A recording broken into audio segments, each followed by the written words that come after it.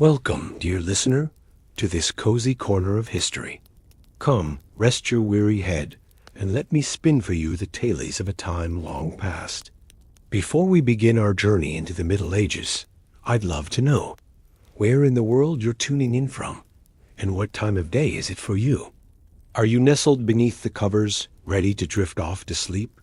Or perhaps you're just settling in for a bit of calming history to unwind after a long day. If you enjoy these quiet musings on days gone by, I invite you to subscribe so you never miss an episode.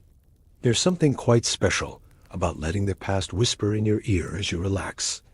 Now, let us set the scene. Imagine, if you will, a small medieval village at the first light of dawn. The air is crisp and cool. The sky is just beginning to blush with streaks of pink and gold. A rooster crows somewhere in the distance, heralding the start of a new day. Slowly, the village begins to stir. Thatch-roofed huts emit plumes of smoke as peasant families kindle the fires that will warm their meager meals. The scent of wood smoke mingles with the earthy aroma of livestock, cattle lowing softly in their pens, awaiting the touch of the milkmaid's hands, pigs rooting contentedly in their sty. The sound of a blacksmith's hammer rings out, ting, ting, ting, as he stokes the flames of his forge, preparing for a long day spent shaping iron. These are the sights, sounds, and smells that would greet a medieval peasant each morning, a familiar tapestry woven from hardship and toil. To be a peasant in the Middle Ages was to be caught in the grip of an unrelenting cycle of backbreaking labor, eked out beneath the oppressive weight of the feudal system.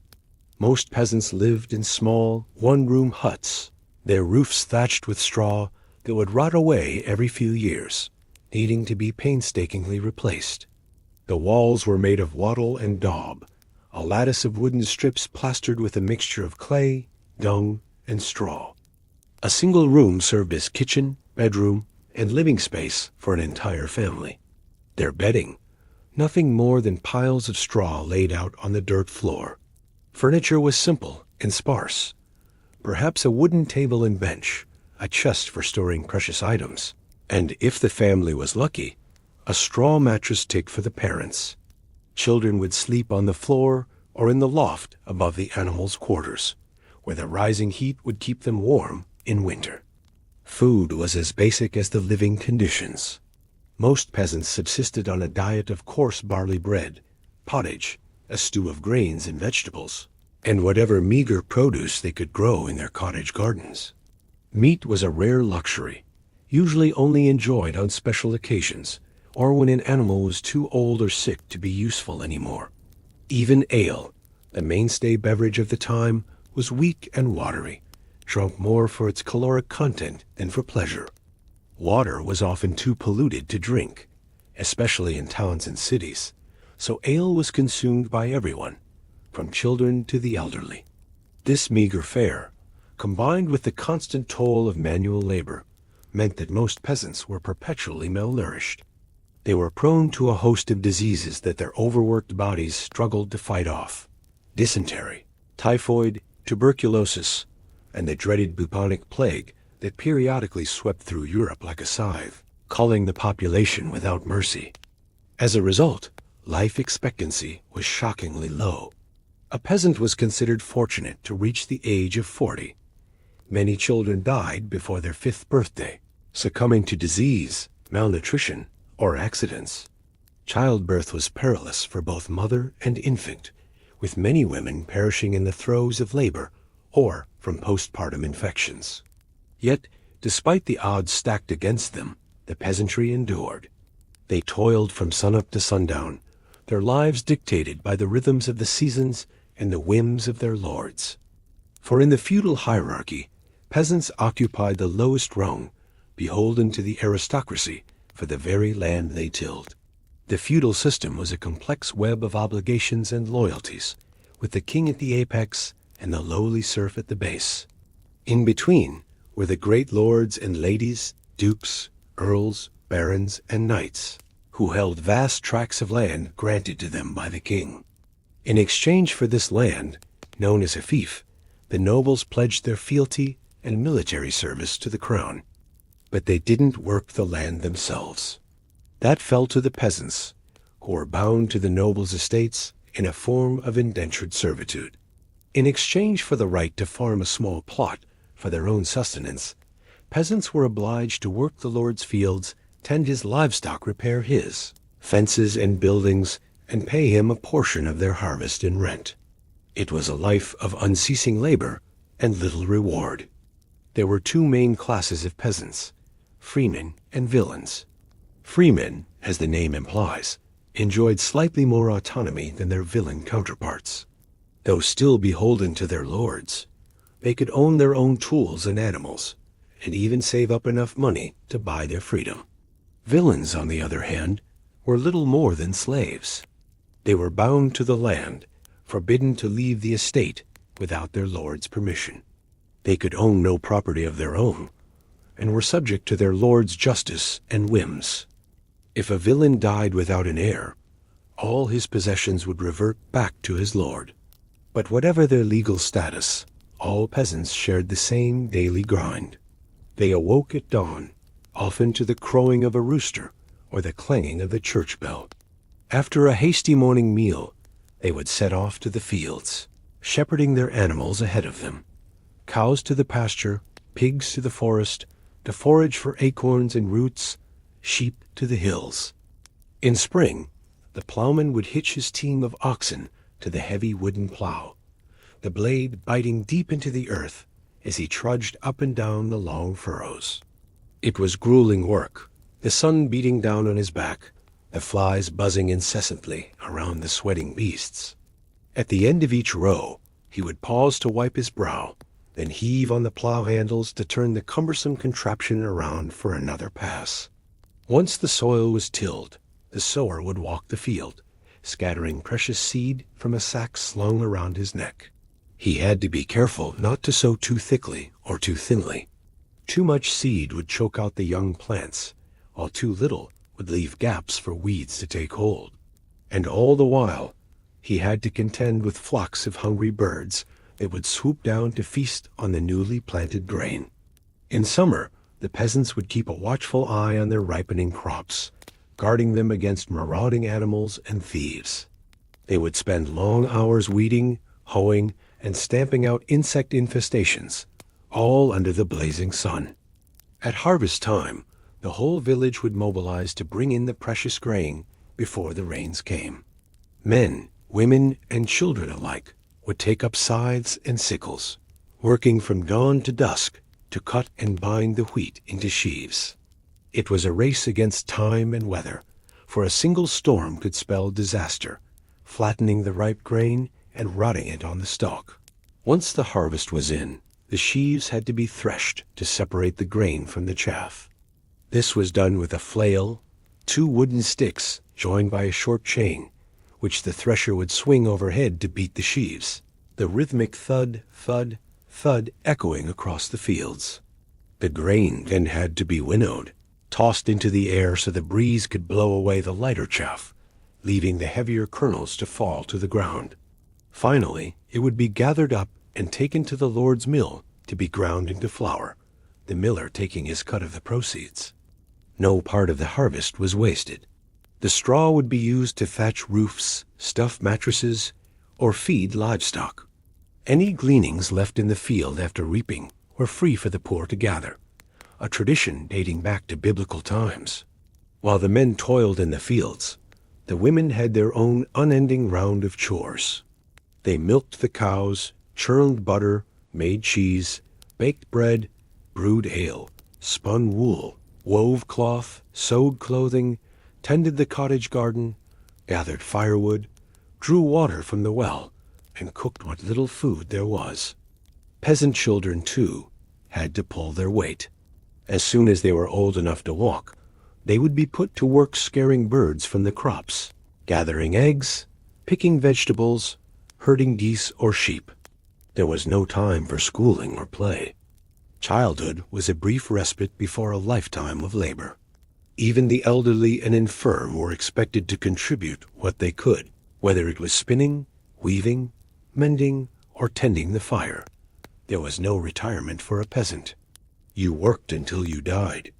Such was the lot of the medieval peasant, a life of unremitting toil and hardship, their fates yoked to the land and their lords.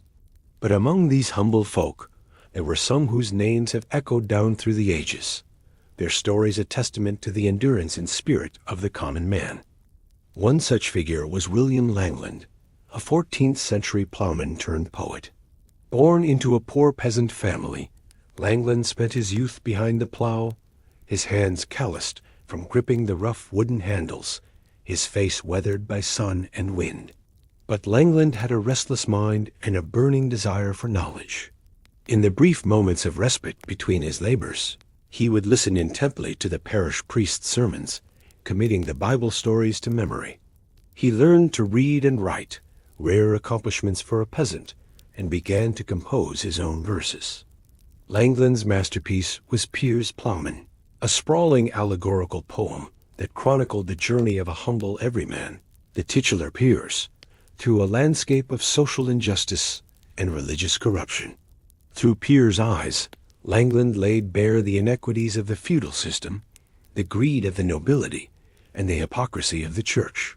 He gave voice to the plight of the peasantry, their backbreaking labor and grinding poverty, their yearning for a better life. In one memorable passage, Piers laments, "I have no penny pullets to buy nor geese nor pigs, but 2 green cheeses, a few curds and cream and oat cake, and 2 loaves of beans and bran baked for my youngsters. And yet I say by my soul, I have no salt bacon, not a smidgen of smoked meat smolders in my sideboards." Langland's words struck a chord with the common folk, who saw in Piers a champion of their cause. Piers Plowman became a sensation, circulating widely in manuscript form long before the invention of the printing press. It's a testament to Langland's genius that his poem has endured for over 6 centuries, a window into the world of the medieval peasant and a cry for social justice that still resonates today. For Langland, writing was a way to transcend the narrow confines of his peasant life, to give voice to the voiceless, and to dream of a better world. In the figure of Piers, he created an enduring symbol of the common man's struggle, a simple plowman who, through faith and fortitude, could lead his people to a more just and equitable society. Langland's own life remains shrouded in mystery. We know little of his final years or his ultimate fate, but his legacy lives on in the pages of Piers Plowman, a reminder that even in the darkest and most oppressive of times, the human spirit can still soar free on the wings of imagination and hope. As we leave William Langland and his plowman hero behind, we turn our attention to another group of peasants whose lives were inextricably bound to the land and the creatures that roamed upon it, the shepherds and goatherds. In many ways, the shepherd's life was even more solitary and arduous than that of the plowman or reaper. While field workers at least had the companionship of their fellow laborers, the shepherd spent long days and nights alone with his flock, wandering the hillsides and valleys in search of pasture. It was a job that required great skill and knowledge. A good shepherd had to be attuned to the needs and habits of his animals, able to read the subtle signs of weather and predators. He had to know which plants were safe for his sheep to graze on, and which were poisonous, how to nurse a sick lamb back to health, how to deliver a breech-birth away. He also had to be prepared to defend his flock against a host of dangers: wolves and wild dogs, thieves and rustlers, even the occasional bear or mountain lion. Armed with little more than a staff and a sling, the shepherd had to be ready to lay down his life for his sheep. It was a lonely existence, with only the bleating of the flock and the occasional bark of the herding dog for company. Shepherds would often go weeks or even months without seeing another human face, their only shelter a crude lean-to or a cave in the hillside. In the heat of summer, they would lead their flocks to high mountain pastures, following the retreating snow line. There, in the thin, crisp air, the sheep would graze on the lush alpine grasses, putting on fat for the long winter ahead. As autumn approached, the shepherds would begin the long drive back down to the lowlands, the sheep's wool heavy with the summer's growth. It was a treacherous journey, the narrow mountain paths slick with ice and snow, the threat of avalanches and rockfalls ever present. Once back in the valley, the sheep would be penned in stone-walled enclosures, the wool shorn and spun into yarn for clothing and blankets. The shepherd's work was never done. Even in the depths of winter, he had to keep a watchful eye on his flock, ensuring they were fed and sheltered from the bitter cold. It was a hard life, but one that had its rewards. There was a deep satisfaction in knowing that your skill and dedication kept your animals safe and thriving, that the wool on people's backs and the meat on their tables was the fruit of your labors. And in the quiet moments when the sun was setting over the hills and the sheep were settled for the night, the shepherd could find solace in the beauty of the landscape around him. The play of light on the grass, the song of a lark overhead, the distant tinkle of a mountain stream.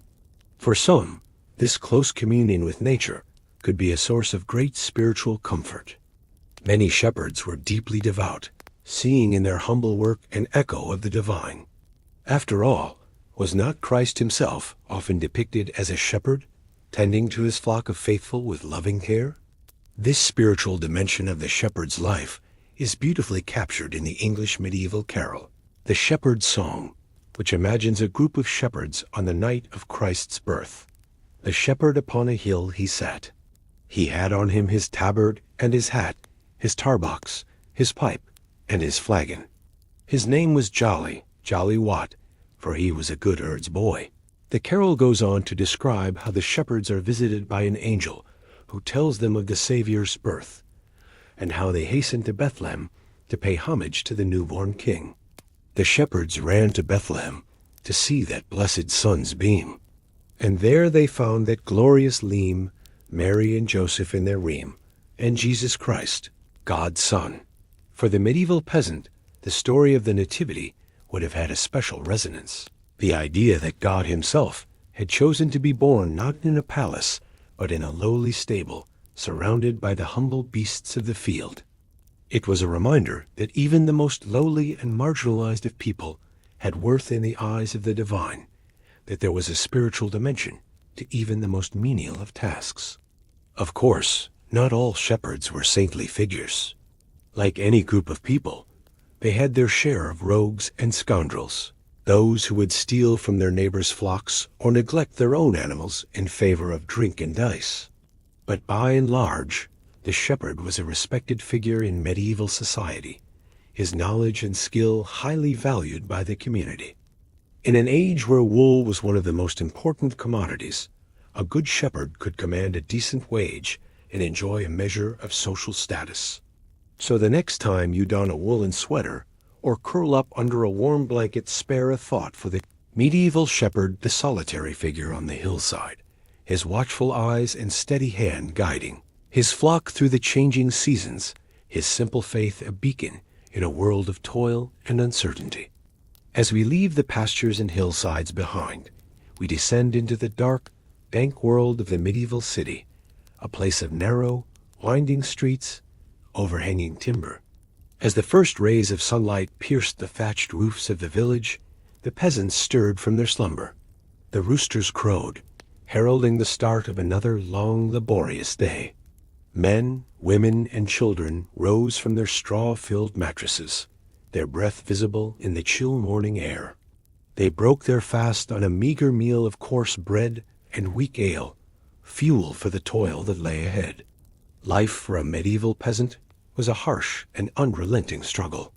They dwelled in small, cramped huts, their earthen floors strewn with rushes to keep out the damp and cold. A hearth fire filled the single room with smoke, and a rough-hewn table and stools served as the only furnishings.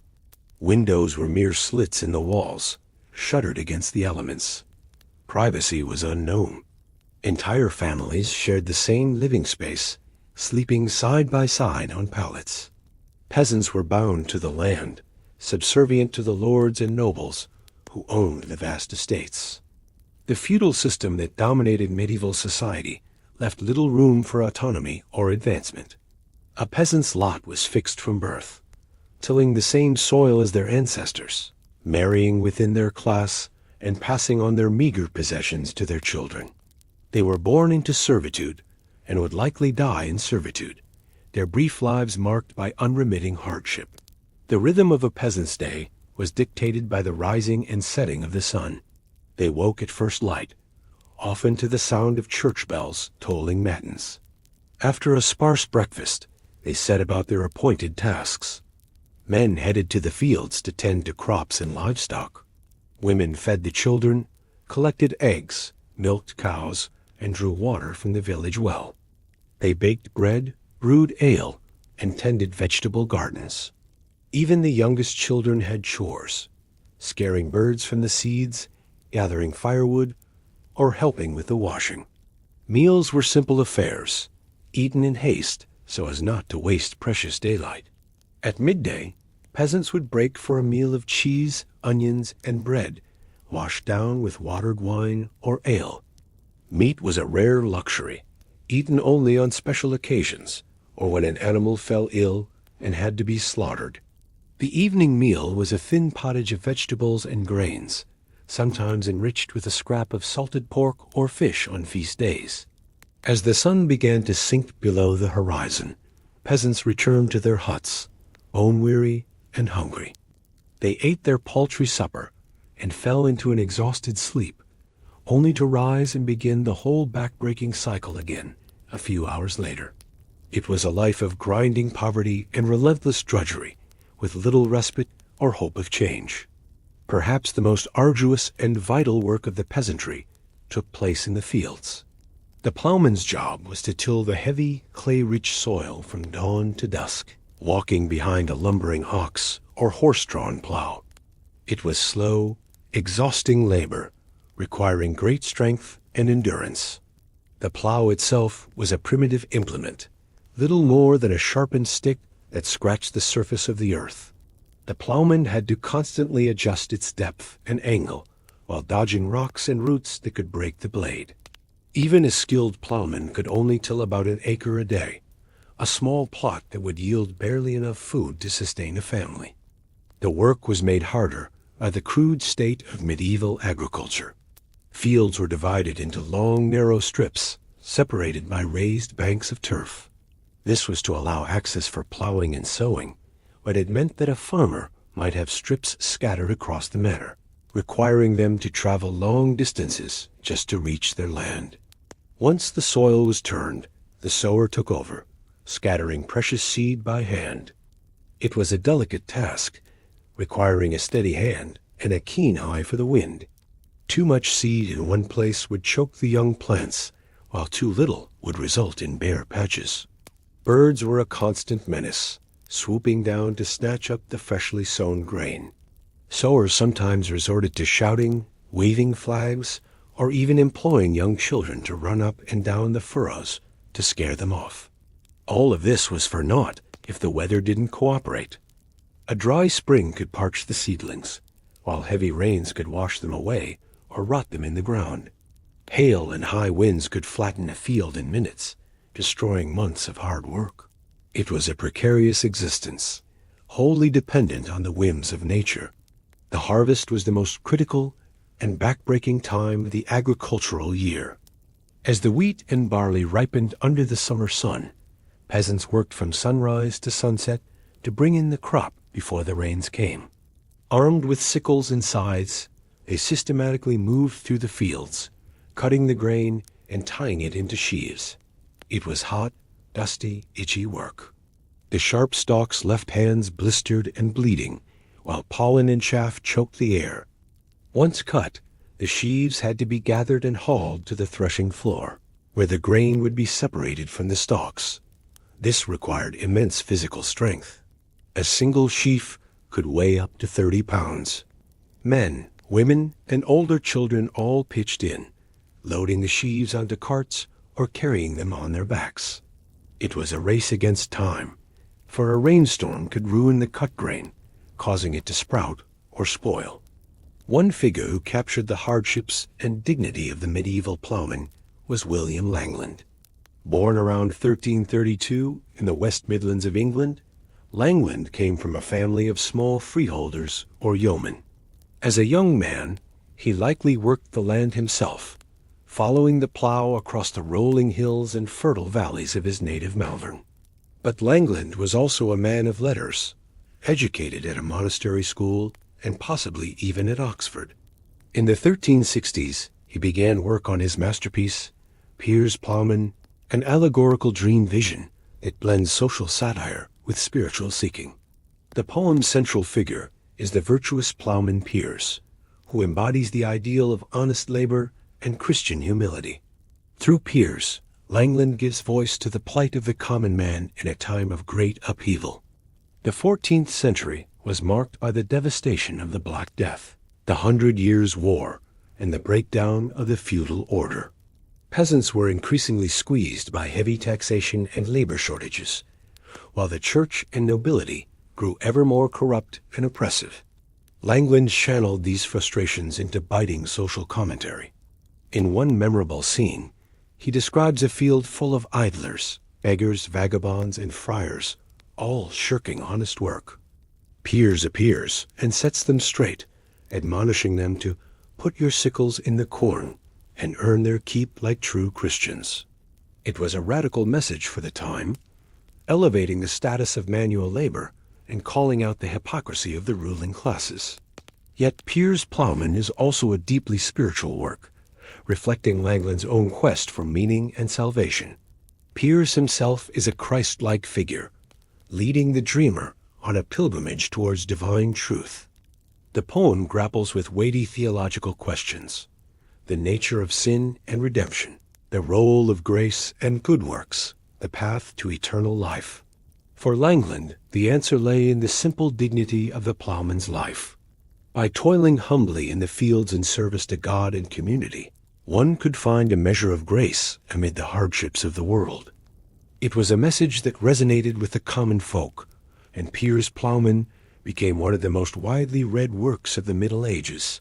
Langland himself remained something of a mystery, even to his contemporaries. He seems to have spent much of his life as a poor cleric in London, eking out a living by saying prayers for wealthy patrons. He may have fallen on hard times. In one haunting passage, he describes himself as clothed in rough cloth by covering a hard bed. Yet he never lost his sharp eye for the follies and injustices of his age. In the end, Langland's legacy was to give voice to the voiceless, to capture the joys and sorrows, the hopes and fears of the common man. His plowman Piers became a folk hero, a symbol of the enduring spirit of the laboring classes. In a time when most literature was written by and for the elite, Langland spoke for the masses, affirming the dignity and worth of even the lowest peasant. As we imagine Langland following his plow across the fields, his weather-beaten hands gripping the handles, his mind spitting out visions of sin and salvation, we can't help but be moved by his example. He reminds us of the profound humanity that can be found in even the most humble of lives, and the power of literature to give shape and meaning to the struggles of the common man. So let us pause for a moment as the sun rises over the thatched roofs and the plowman begins his weary trudge across the furrows to remember William Langland and the countless unnamed peasants who toiled in obscurity, yet whose labors sustained a civilization. In their quiet strength and endurance, in their stubborn quest for meaning amid hardship, we may just catch a glimpse of the divine. For tending to animals was no less arduous than working the land. Medieval peasants relied heavily on livestock for food, clothing, and draft power. They raised cattle for milk and meat, sheep for wool and parchment, pigs for bacon and lard, chickens for eggs and feathers, and draft horses and oxen for plowing and hauling. Caring for these creatures was a constant responsibility, requiring early mornings, long days, and late nights. Perhaps the most iconic figure of medieval animal husbandry was the shepherd. Charged with guarding the manor's flocks of sheep, shepherds led a lonely, wandering life on the edges of society. They spent their days roaming the hillsides and meadows, watching over their charges as they grazed. It was a job that required great patience, vigilance, and courage. Sheep were highly vulnerable to predators like wolves and wild dogs, which could decimate a flock overnight. Shepherds had to be constantly on the alert, ready to fend off attackers with their staffs and slings. They also had to protect the sheep from human threats, thieves and rustlers who would steal lambs or fleeces under cover of darkness. To guard against these dangers, shepherds often slept out in the open, wrapped in thick woolen cloaks against the cold night air. They subsisted on a diet of bread, cheese, and ale, supplemented by the occasional lamb or awe culled from the flock. It was a hard, solitary existence, with little human contact beyond the occasional encounter with other shepherds or travelers on the road. Yet, shepherding also had its quiet joys and satisfactions. Shepherds developed a deep knowledge of their local landscape, the best grazing spots, the safest watering holes, the paths and landmarks that could guide them home.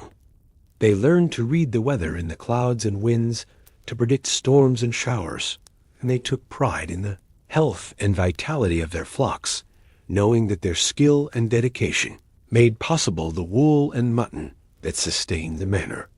Goatherds followed a similar way of life, leading their nimble, mischievous charges to pasture in scrubby hills and rocky outcroppings.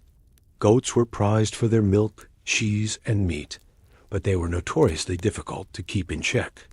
They would eat almost anything, including precious crops and vegetables, and were prone to wandering off or getting stuck in precarious spots.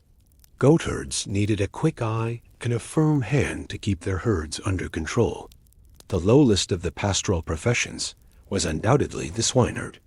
Pigs were considered unclean animals in medieval society, associated with filth, gluttony, and sin. They were often left to roam free in forests and woodlands, foraging for acorns, roots, and small game.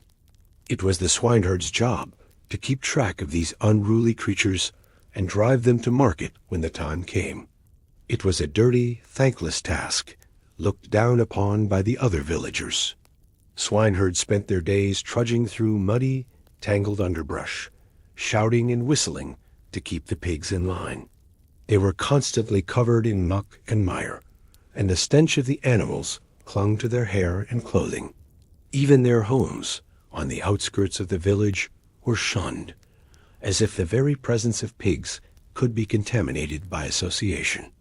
Yet even among the rough-and-tumble world of swineherds, there were those who found a measure of purpose and belonging. Consider the peculiar tale of Johanna, a young woman who found herself tending geese for a wealthy landowner in 14th century Germany. Johanna was a serf, bound to her lord's estate from birth. As a child, she had shown a knack for handling birds, calming skittish hens, coaxing geese to nest, and collecting eggs with gentle hands. When the manor's goose girl died of the pox, Johanna was chosen to take her place, much to the surprise of all who knew her as a shy, retiring sort. At first, Johanna relished her new role. She spent her days leading the honking, waddling geese to the best patches of grass and clover, watching them snap up insects and preen their feathers in the sun. She marveled at their complex social lives, the way they paired off in mated couples, fiercely defending their nests and goslings. She even grew fond of their distinct personalities. The bold gander who always led the flock, the fussy mother who fretted over every eggshell. But as the months wore on, Johanna began to feel the weight of her solitude. The other villagers looked askance at the strange girl who spent all her time with birds, muttering and singing to herself as she wandered the fields. They whispered that she was touched in the head or, worse, that she consorted with dark powers to keep her flock in line. The rumors came to a head when a series of misfortunes befell the village. Cows went dry, crops withered in the fields, and a sickly green mist hung over the mill pond. The superstitious villagers were quick to point the finger at Johanna, claiming she had cursed them with her uncanny ways. They demanded that the Lord do something about his unnatural servant. Johanna's fate hung in the balance, her life and livelihood threatened by the very creatures she had come to love. In the end, It was the geese themselves who saved her, or so the story goes. When the Lord's men came to drag Johanna away, the geese surrounded her in a honking, flapping circle, refusing to let anyone near. The Lord, impressed by their loyalty, declared that no one who inspired such devotion could be a witch and let Johanna go free. From that day on, Johanna was left in peace to tend her feathered charges. She lived out her days on the fringes of the village, finding solace in the simple rhythms of the seasons and the company of her birds. And though she remained an outsider to the end, whispers of her strange gifts and uncanny bond with nature would echo through the generations, a reminder of the magic that could be found in even the humblest of lives. As the sun climbs higher in the sky, we leave Johanna amid her contented flock, their soft honks and rustles fading into the distance. Her story is a testament to the quiet strength and resilience of the medieval peasantry, the way they carved out pockets of meaning and beauty in a world that often seemed cold and unyielding. In tending to their animals, they found not just sustenance, but a sense of purpose and connection that sustained them through even the darkest of times. Let us turn now to the Lord's own estate, where a different sort of drudgery awaited the lowliest of serfs. For while the fields and pastures might offer a certain wild freedom, the confines of the manor house and its outbuildings were a hive of ceaseless toil, governed by the whims and demands of the master and his family. Perhaps no job was more loathed and reviled than that of the gong farmer. In a time before modern sanitation, the disposal of human waste was a critical and unpleasant necessity. Cesspits and latrines had to be regularly emptied to prevent disease and stench from overtaking the household. It fell to the gong farmers to wade into these fetid pits and haul out the muck and filth with buckets and shovels. It was a grueling and nauseating task, one that even the most hardened laborers sought to avoid. The stink of human waste was overpowering, clinging to hair and skin long after the work was done. The gong farmers were constantly exposed to noxious fumes and disease-ridden sludge, making them prone to illness and infection. They were shunned by the rest of the household staff, forced to eat and sleep separately to avoid spreading the contagion.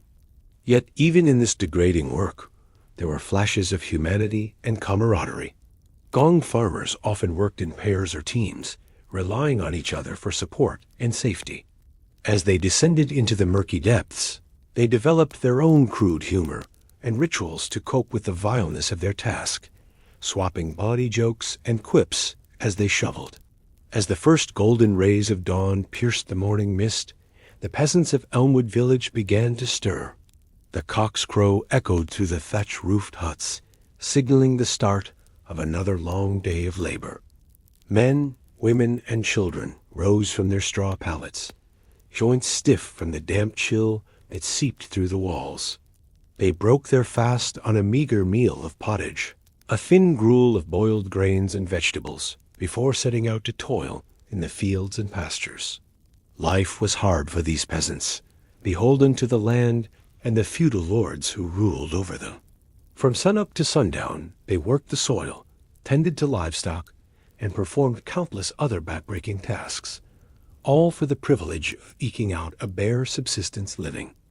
Most could expect to live only 30 or 40 years, their bodies worn down by malnutrition, disease, and unrelenting toil.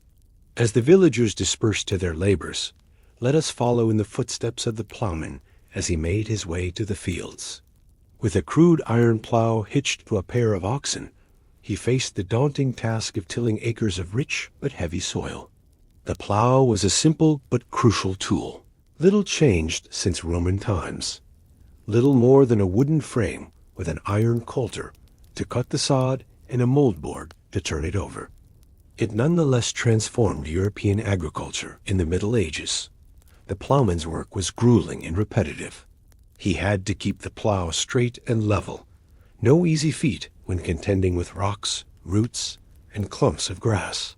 Guiding the oxen required constant vigilance and occasional goading with a goad, or whip. At the end of each long furrow, he had to heave on the plow handles to turn the team around and begin the next pass. Hour after hour, he trudged across the field, leaving a neat pattern of dark, upturned earth in his wake. One man who captured the hardships and quiet dignity of the medieval plowman was William Langland. Born around 1330 in the West Midlands of England, Langland spent much of his life as a humble, itinerant cleric, eking out a living however he could. But he is best remembered as the author of Piers Plowman, a visionary work of alliterative verse that offers a searing portrait of feudal society. In the poem, Langland introduces a humble plowman named Piers, who embodies the virtues of hard work, honesty, and Christian charity. Through Piers, Langland voices the struggles and aspirations of the common folk, toiling under the yoke of poverty and oppression. He laments the corruption of the church and the greed of the nobility, calling for a return to a simpler, more righteous way of life. Though little is known of Langland's own life, it is tempting to see echoes of his experiences in the vivid descriptions of rural labor in Piers Plowman. In one memorable passage, he writes, "In a summer season, when the sun was soft, I clothed myself in a cloak, as I shepherds, a habit like a hermit unholy of works, went wide in this world of wonders to hear." Langland may have spent time as a shepherd or plowman in his youth, giving him first-hand knowledge of the back-breaking toil that was the peasant's lot. His empathy for their plight shines through in the character of Piers, who becomes a Christ-like figure, leading the people toward redemption. As the plowman in Elmwood Village finished the last furrow and unhitched his weary oxen, perhaps he took some small comfort in knowing that a poet like Langland had given voice to his struggles. But there was little time to reflect as the sun climbed higher in the sky. The sower was already scattering precious seed on the freshly turned earth, racing against time and weather to ensure a good crop come harvest time. The sower's task was one that required both skill and stamina. Carrying a heavy sack of seeds slung over one shoulder, he would march up and down the field, casting the grain in a wide arc with each step. The key was to maintain a steady rhythm and an even spread, ensuring that each square foot of soil received the optimal number of seeds. Too few, and the harvest would be lean. Too many, and the crowded seedlings would choke each other out. But the sower's greatest enemy was the weather. A sudden downpour could wash away the carefully scattered seed, while a dry spell could parch the soil and prevent germination. And then there were the birds, flocks of crows, pigeons, and starlings that would descend on the freshly sown field, gorging themselves on the tasty morsels. To guard against such threats, the sower might resort to various tricks and charms. Some would mix the seed with bitter herbs or crushed pepper to deter birds, while others would recite rhyming incantations as they worked, invoking God and the saints to protect their precious crop. One popular medieval prayer went, "Holy Mary, Mother mild, bless the seed I sow this day. Let each grain spring forth and grow 100-fold to feed us all." Whether such charms had any real effect is doubtful, but they offered a measure of psychological comfort to the sower as he toiled beneath the hot sun. And when the last seed was cast, and the empty sack folded away, he could only trust in Providence and the benevolence of nature to bring forth a bountiful crop. As the sower finished his work and headed for a brief, hard-earned rest, the reaper was already sharpening his scythe in preparation for the harvest to come. Of all the tasks in the agricultural cycle, reaping the grain was perhaps the most physically demanding and time-sensitive. For a few crucial weeks in late summer, the entire community would mobilize to bring in the ripened wheat, barley, and rye before the autumn rains could ruin it. The reaper's tool was the scythe, a long curved blade attached to a wooden handle. Swinging it in a wide arc, he would cut a swath through the standing grain, letting it fall in a neat row behind him. Following close behind, a team of men and women would gather up the stalks and tie them into sheaves to be hauled away to the threshing floor. It was back-breaking work, requiring a strong arm and a steady hand. The reaper had to maintain a relentless pace, cutting as much grain as possible in the long daylight hours. stopping only for brief breaks to sharpen the blade or quench his thirst from a leather flask. He would toil from dawn to dusk, his shirt soaked with sweat and his muscles screaming with fatigue. Yet there was also a sense of camaraderie and shared purpose among the harvesters. The whole village would come together to bring in the crop, with even the youngest and oldest pitching in where they could. Songs and stories would help pass the time and lift flagging spirits. And there was always the promise of a harvest feast to look forward to when the last sheaf was gathered in. As the harvesters labored in the golden fields, spare a thought for the humble shepherd, whose job was a lonely and often dangerous one, charged with guarding the village's precious flocks of sheep and goats. The shepherd spent long days and nights out on the hillsides and pastures, exposed to the elements and the threat of predators. The shepherd's most important tool was his crook, a long staff with a hooked end used to catch and control wayward sheep. He would also carry a sling or a horn to fend off wolves or other beasts that might threaten the flock. But his greatest asset was his faithful dog, a constant companion and invaluable helper in managing the herd. The life of a shepherd was a solitary one, with long hours spent watching over the grazing animals. He had to be constantly alert for signs of trouble. A sickly away, a lost lamb, or a lurking predator. At night, he would open the flock in a makeshift fold and take turns with his dog to keep watch, huddled beneath a rough woolen cloak for warmth. Despite the hardships, many shepherds took pride in their work and developed a deep bond with their charges. They would know each animal by sight and often give them affectionate names. In a world where most peasants had little control over their own lives, the shepherd enjoyed a degree of autonomy and self-reliance that was rare among his fellow villagers. One shepherd who embodied these qualities was Johanna, a young woman who lived in a small town in the German duchy of Bavaria in the early 15th century. Johanna had been tending geese for a wealthy landowner since she was a child and had developed a reputation as a skilled and reliable goose girl. But Johanna's life took a dark turn when she was accused of witchcraft by some of the superstitious villagers. They claimed that she used her uncanny way with animals to cast spells and curses on her neighbors. Johanna was arrested and subjected to brutal interrogation by the local authorities, who were convinced that she was in league with the devil. Despite the lack of evidence against her, Johanna was found guilty and sentenced to death by burning at the stake. As she was led to the pyre, she maintained her innocence and dignity, insisting that she was a simple goose girl who had done nothing wrong. According to legend, as the flames consumed her, the geese that she had tended for so long broke free from their enclosures and flew to her side, honking mournfully as if in tribute to their beloved mistress. Johanna's tragic story is a reminder of the precarious position of women in medieval society, particularly those who dared to live unconventional lives.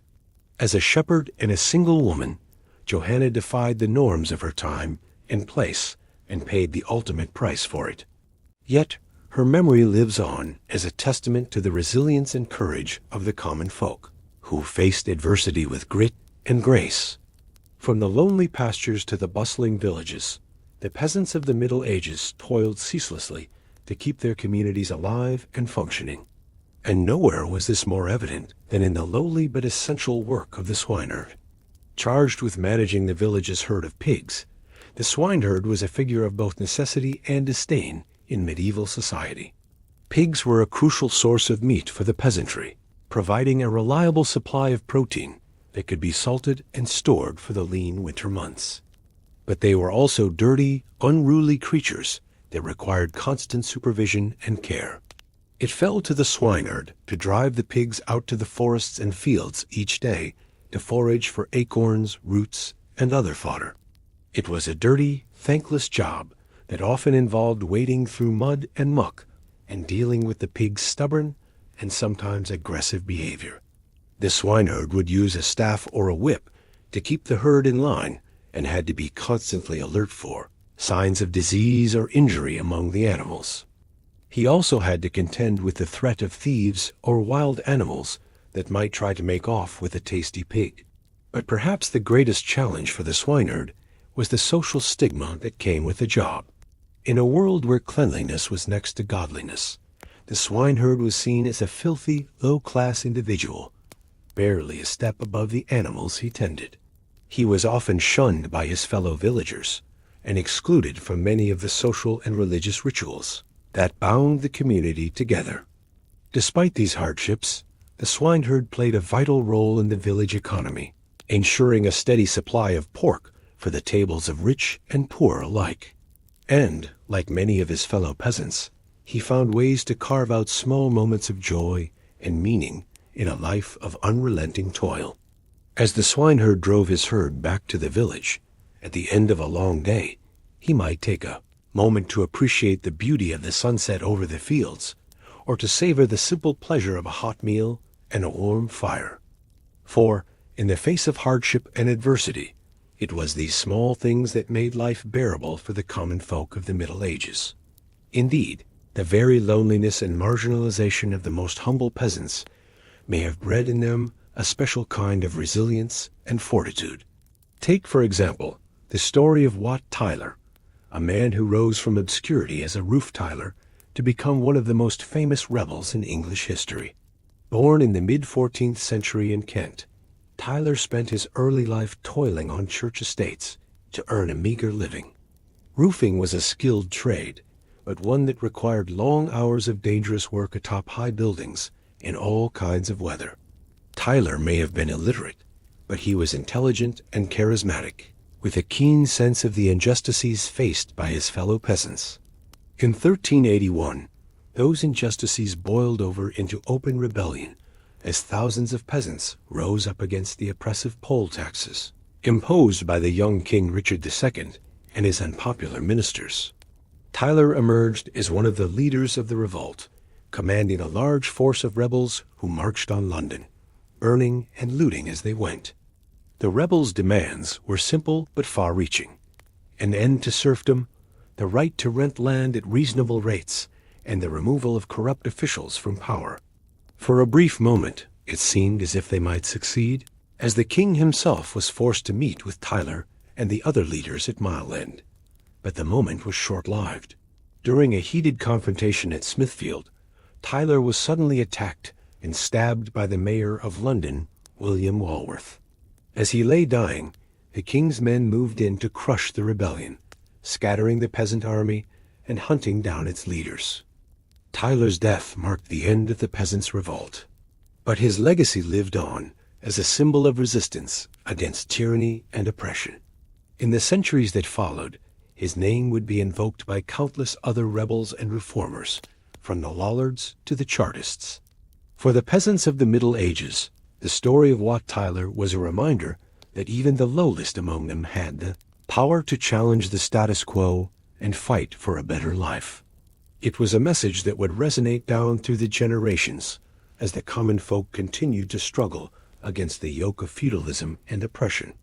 Of course, not all peasants were cut out for rebellion and revolt. For many, the daily grind of work and survival left little room for dreams of a better world. And few jobs were more grinding than that of the gong farmer, the unfortunate soul charged with cleaning out the village's cesspits and latrines. In a world without modern sanitation, human waste was a constant and noxious presence in medieval villages. It was the gong farmer's job to remove this waste and dispose of it safely, a task that required a strong stomach and a sturdy constitution. Armed with a long-handled scoop and a bucket, the gong farmer would descend into the dark, foul-smelling depths of the cesspit, wading through the muck to remove the accumulated waste. It was a job that exposed him to all manner of disease and infection, from dysentery to typhoid fever. But the gong farmer's work was essential to the health and well-being of the village. Without proper waste disposal, the streets and alleys would quickly become clogged with filth and vermin, breeding grounds for disease and pestilence. Despite the vital importance of their work, gong farmers were among the most despised and marginalized members of medieval society. They were often forced to live on the outskirts of the village, shunned by their neighbors and barred from many of the social and religious activities that bound the community together. Yet even in this lowly and unpleasant job, there were moments of humanity and compassion. One story tells of a Gong farmer named John, who was called to clean out a cesspit at a local monastery. As he worked, he discovered a small, malnourished child who had fallen into the pit and was near death. Without hesitation, John climbed down into the filth and rescued the child, cleaning him off and wrapping him in his own cloak. He then took the boy to the monastery infirmary, where he was nursed back to health by the monks. When the abbot of the monastery heard of John's selfless act, he was moved to reward him with a small plot of land and a new set of clothes. It was a rare moment of recognition for a man who toiled in obscurity and squalor, a reminder that even the lowliest among us have the capacity for kindness and compassion. As the Gong farmer hauled his reeking buckets through the village streets, he may have taken some small comfort in the knowledge that his work, however unpleasant, was essential to the well-being of his community. And perhaps, like John, he held out hope that one day his efforts would be recognized and rewarded, if only in some small way. Hope was a precious commodity for the peasants of the Middle Ages, a flicker of light in a world of darkness and toil. And nowhere was that hope more sorely needed than among the poor souls who were tasked with excavating the village as ditches and trenches. Ditch digging was one of the most physically demanding and poorly compensated jobs in medieval society. It required long hours of backbreaking labor in all kinds of weather, with little more than a spade and a wheelbarrow to aid in the work. The ditch digger's task was to excavate the deep, narrow trenches that served as the village's primary means of drainage and defense. These ditches were essential for channeling away rainwater and sewage. As the sun dips below the horizon, casting long shadows across the fields and thatched roofs of the village, the weary peasants make their way home after another long day of toil. Their aching muscles and calloused hands are a testament to the ceaseless labor that fills their waking hours. For most, there is little hope of ever escaping the crushing poverty and servitude that defines their lives. But even amidst the hardship, there are occasional reprieves that bring a glimmer of joy and respite to the downtrodden. The church feast days, though far too infrequent, offer a chance to set aside their tools and celebrate the saints with humble feasts and merrymaking. The harvest celebrations, when the last sheaves of grain are finally bundled and stored, are a time of music, dancing, and a few precious hours of revelry before the cycle of planting and reaping begins anew. And then there are the traveling minstrels, those wandering troubadours who occasionally pass through the villages, bringing with them tales of far-off lands, epic romances, and heroic deeds. For a few enchanted evenings, the peasants can lose themselves in the magic of storytelling, forgetting for a moment the grinding reality of their lives. The minstrels' melodies and ballads stir something in their hearts, a longing for adventure, for love, for a world beyond the confines of their village and the dictates of their feudal lords. It is this same yearning for something more that has, at times, driven the peasants to rise up against their oppressors. The dream of freedom, of casting off the yoke of serfdom and owning their own land, has inspired rebellions and uprisings throughout the Middle Ages. The Peasants' Revolt of 1381, led by the charismatic rebel Wat Tyler, saw thousands of common folk march on London, demanding an end to the crippling taxes and abuses inflicted upon them by the ruling class. Though the revolt was ultimately crushed, and Tyler himself brutally executed, it sent shockwaves through English society and sowed the seeds of resistance that would continue to grow in the hearts of the people. But for most peasants, open rebellion was a luxury they could ill afford. Their lives were an unending cycle of work, punctuated only by the briefest moments of rest and a constant specter of hunger, disease, and the whims of their masters. They toiled from sunup to sundown, their fates inextricably tied to the land and the turning of the seasons. And yet there is a quiet dignity in their struggle, a resilience born of necessity, and the unbreakable bonds of community and family. As the last light fades from the sky and the peasants settle into their humble homes, we are reminded of the countless generations who came before us, whose blood, sweat, and tears helped to build the foundations of the world we know today. Theirs was a life of unimaginable hardship, but also one of great strength, endurance, and the indomitable human spirit that refuses to be broken, even in the face of the most daunting odds. So, let us remember the medieval peasants, not just as faceless figures from a distant past, but as individuals with their own hopes, dreams, and stories. From the inspiring tale of William Langland, the plowman-turned-poet, to the peculiar legend of Johanna, the goose girl accused of witchcraft by superstitious villagers, each peasant had a unique tale to tell, even if history has largely forgotten them. And as we drift off to sleep, let us spare a thought for those long-ago laborers whose lives were so different from our own, yet whose struggles and triumphs still resonate across the centuries.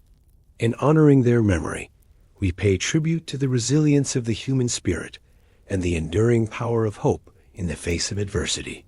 For, though the Middle Ages may seem like a distant and foreign land, the story of the peasants is, in many ways, the story of us all, a tale of hardship and heartbreak, but also of courage, compassion, and the unbreakable bonds of our shared humanity.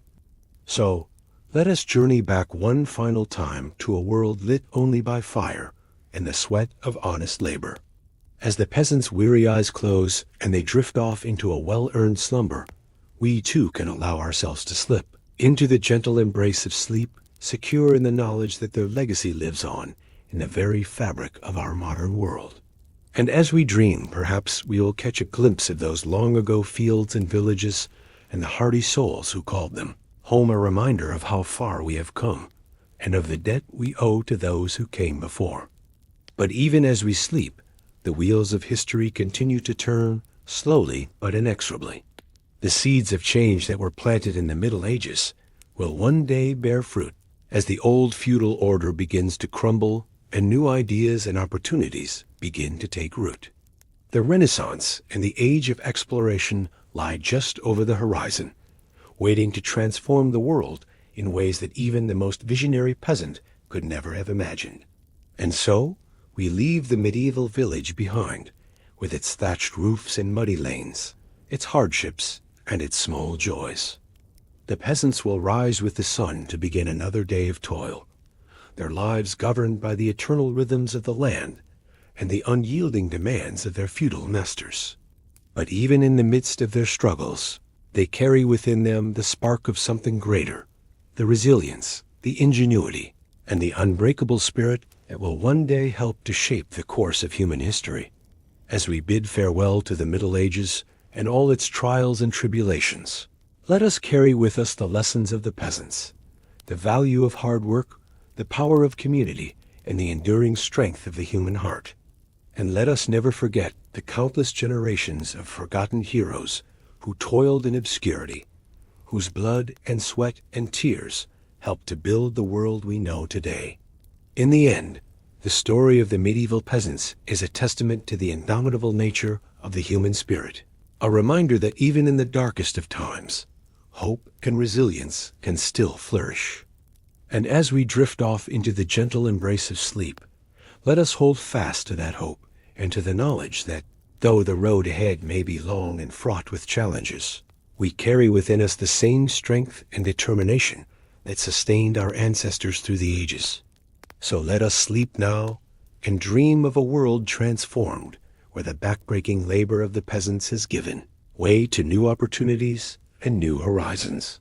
And let us awake with renewed purpose, ready to take up the torch that they have passed down to us and to build a future that honors their sacrifice and their unwavering spirit.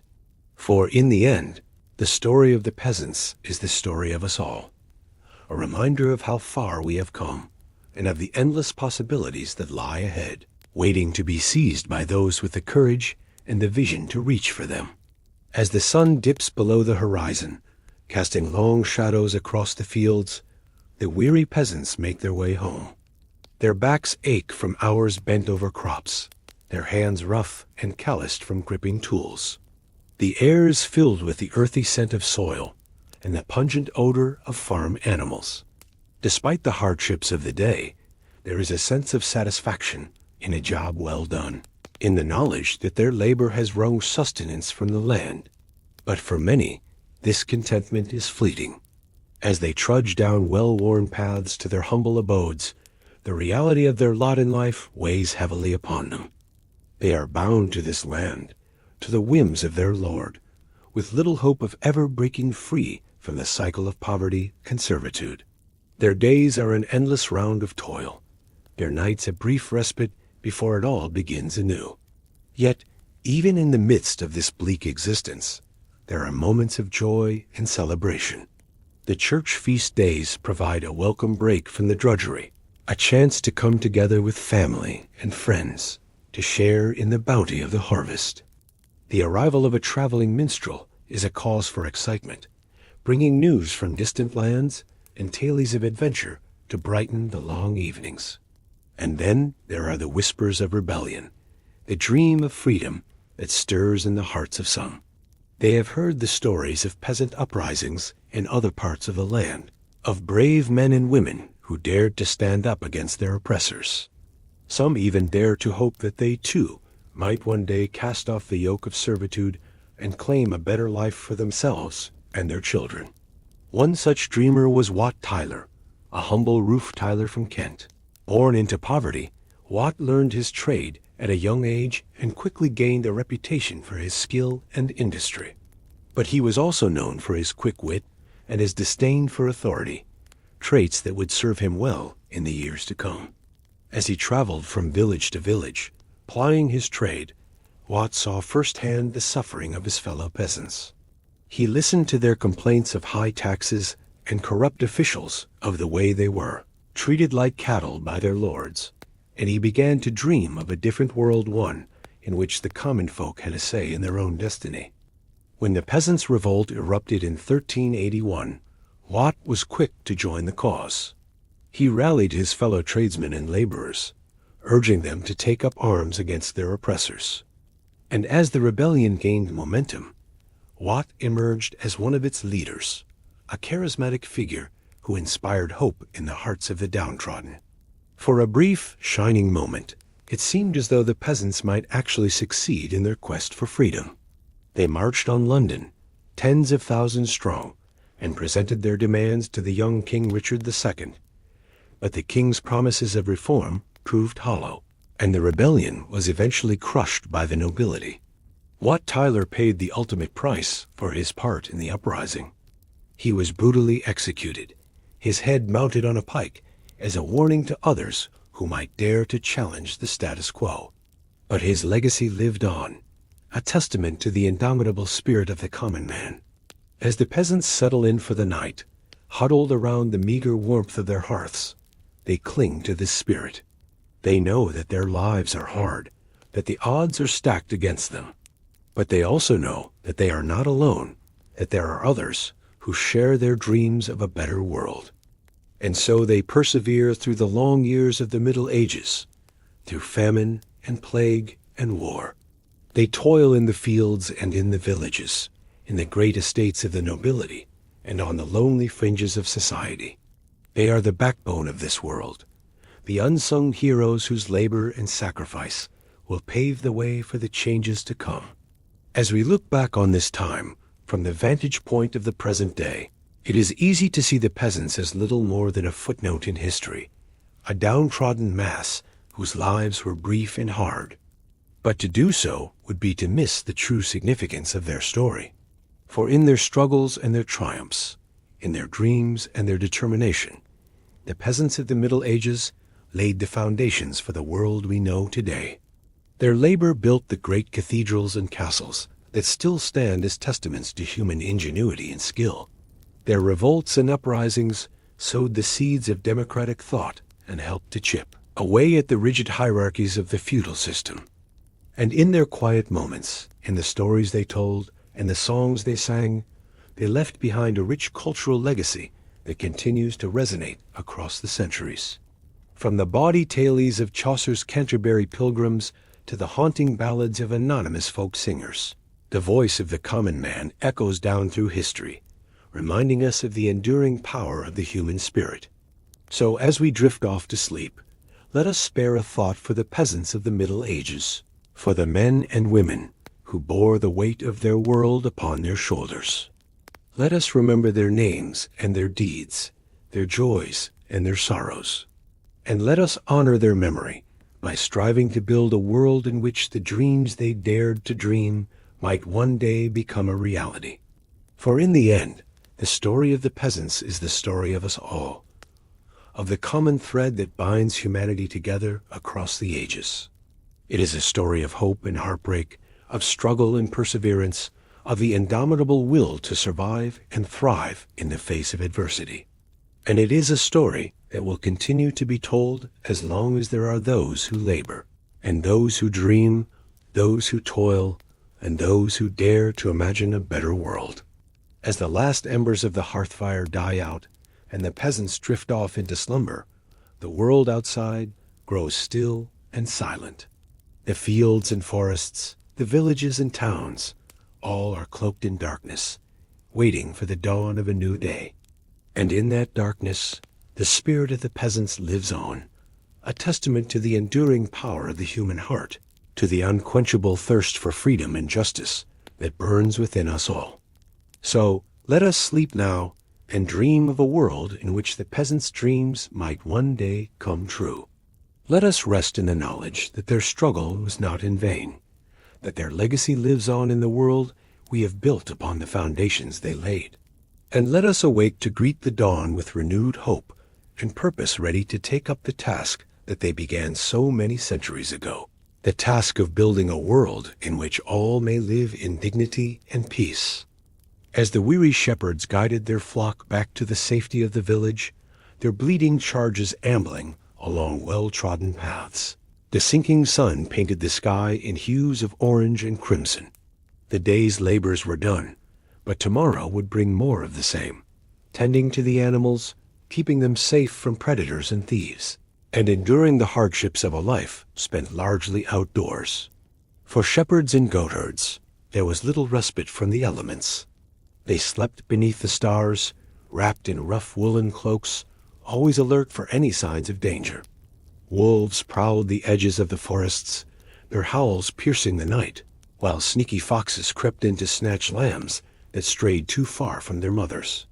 And then there were the human threats, bandits and rustlers, who would steal entire herds, leaving the shepherds to face the wrath of their lords. But despite the challenges, there was a certain peace to be found in pastoral life.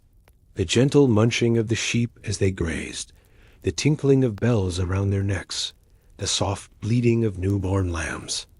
These were the sounds that filled the shepherds' days.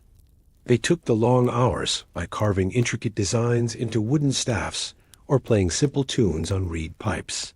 Some even composed poetry, finding inspiration in the rugged beauty of the landscape. One such shepherd was a young man named Peter. He had been tending sheep since he was old enough to walk, learning the trade from his father and grandfather before him. Peter had a way with animals. He could calm a skittish away with a gentle word or coax a wayward lamb back to the fold with a few well-placed whistles. He took pride in his work, knowing that the wool from his flock would be spun into warm clothing and the meat would feed hungry villagers. But Peter dreamed of a different life, one not bound by the whims of the weather or the demands of his lord. He had heard tales of the great cities, where men could be free to choose their own path, to learn a trade or join a guild. He imagined himself as a master weaver, creating beautiful tapestries for noble houses, or a skilled mason, leaving his mark on grand cathedrals that would stand for centuries. For now, though, Peter's world was bounded by the rolling hills and verdant pastures of his lord's estate. He knew every inch of the land, from the babbling brooks where his flock stopped to drink, to the shady groves where they sought shelter from the midday sun. He had even given names to some of his favorite sheep. There was old Baylor, the matriarch of the flock, and little Malo, the runt, who had surprised everyone by surviving a particularly harsh winter. As the last light faded from the sky and the stars began to twinkle overhead, Peter settled down for another night in the open air. He gathered his cloak around him and leaned back against a gnarled oak tree, his faithful sheepdog curled up at his feet. In the distance, he could hear the faint sounds of the village, the barking of dogs, the laughter of children, the clang of the blacksmith's hammer. It was a reminder that, even in the solitude of the pastures, he was still part of a community, one that relied on the hard work of shepherds like him. As Peter drifted off to sleep, his mind wandered to the stories he had heard of great shepherds from the past. There was St. Patrick, the patron saint of Ireland, who had tended sheep as a slave before becoming a bishop and spreading Christianity across the land and king. David of Israel, who had started out as a humble shepherd boy before slaying the giant Goliath and becoming one of the most renowned rulers in history. Peter knew he was unlikely to achieve such lofty heights, but he took comfort in the thought that even the greatest of men had once stood watch over a flock, just as he did now. With that, he closed his eyes and let the gentle bleating of his sheep lull him to sleep, ready to face another day in the life of a medieval shepherd. Of course, not all peasants who worked with animals had the relative peace and quiet of a shepherd's life. For those tasked with tending to pigs, the days were filled with the pungent smell of swine and the constant grunt and squeal of their charges. Swineherds, as they were known, had one of the lowliest jobs in the medieval world, one that was often looked down upon by other villagers. The reason for this disdain was simple. Pigs were considered unclean animals, associated with filth and disease. They were often left to forage in the muddy streets of the village, rooting through garbage and waste for scraps of food. Swineherds were tasked with keeping the pigs out of trouble, driving them out to the forests each day to find acorns and other fodder. It was a thankless job, one that required a strong stomach and a certain degree of patience. Pigs were stubborn creatures, prone to wandering off and getting into mischief. A swineherd had to be constantly on guard, using a stick or a whip to keep the pigs in line and prevent them from trampling crops or invading gardens. But for all the challenges, there were some who found a certain joy in working with pigs. One such swineherd was a woman named Johanna, who had been tending to the pigs on her lord's estate for as long as anyone could remember. Johanna was a peculiar figure, with a wild mane of graying hair and a face weathered by years spent outdoors. She was known for her strange habit of talking to the pigs as if they were old friends, giving them names, and even singing to them as she led them out to pasture. Some in the village whispered that Johanna was a witch, that her uncanny connection to the pigs was a sign of dark magic. They pointed to the fact that her charges always seemed to be the fattest and healthiest in the area, with shiny coats and plump bellies that fetch at a good price at market. Surely, they muttered, this was evidence of some sort of sorcery. But Johanna paid no heed to the rumors. She knew that her success with the pigs was due to hard work and a deep understanding of their needs.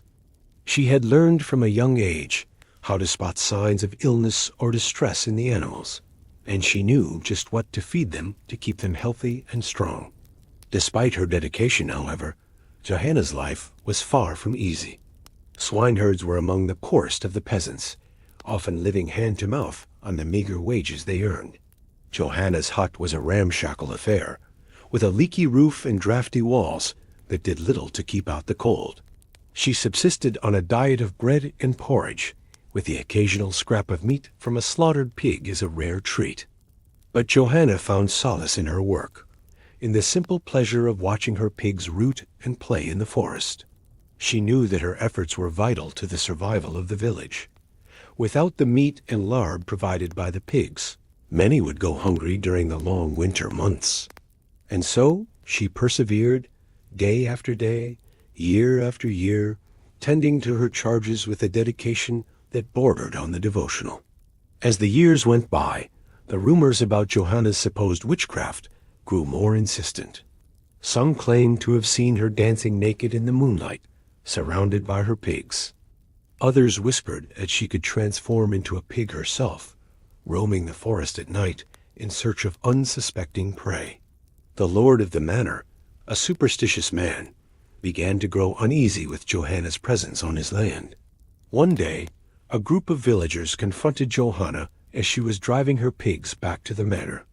They accused her of using black magic to blight their crops and steal their children, demanding that she be tried as a witch. Johanna, tired and weathered from a long day in the fields, simply smiled and shook her head. "You fools," she said, her voice crackling with age and wisdom. "I am no witch, just a simple swineherd who knows her trade. My magic is nothing more than hard work and a love for these creatures." The villagers, taken aback by Johanna's calm demeanor, began to mutter amongst themselves. Some even looked ashamed of their accusations, recognizing the truth in the old woman's words. In the end, they let her pass, watching as she disappeared into the forest with her pigs trailing behind her. Johanna continued to tend to her pigs for many years after that, until her body finally gave out and she passed away peacefully in her sleep. The village mourned her loss, recognizing too late the value of her tireless work. They buried her at the edge of the forest, where her beloved pigs could root and play around her grave. And so, the legend of Johanna the swineherd passed into village lore, a reminder of the quiet dignity and perseverance of even the lowest of peasants. Her story was told around hearth fires and over pints of ale, a testament to the enduring spirit of those who toiled in the fields and the forests, keeping the world fed and the wheels of society turning. As the sun rose over the village once more, casting a warm glow over the thatched roofs and muddy streets, the peasants emerged from their huts to begin another day of labor. The shepherds guided their flocks out to pasture, the swineherds drove their pigs to the forests, and the plowmen hitched their oxen to the heavy wooden plows that would turn the earth and prepare it for planting. Among those setting out for the fields that morning was a young man named William. William was a plowman, like his father and grandfather before him, and he took great pride in his work. He knew that the success of the harvest depended on the skill and strength of men like him, who could guide the plow straight and true through the rich, dark soil.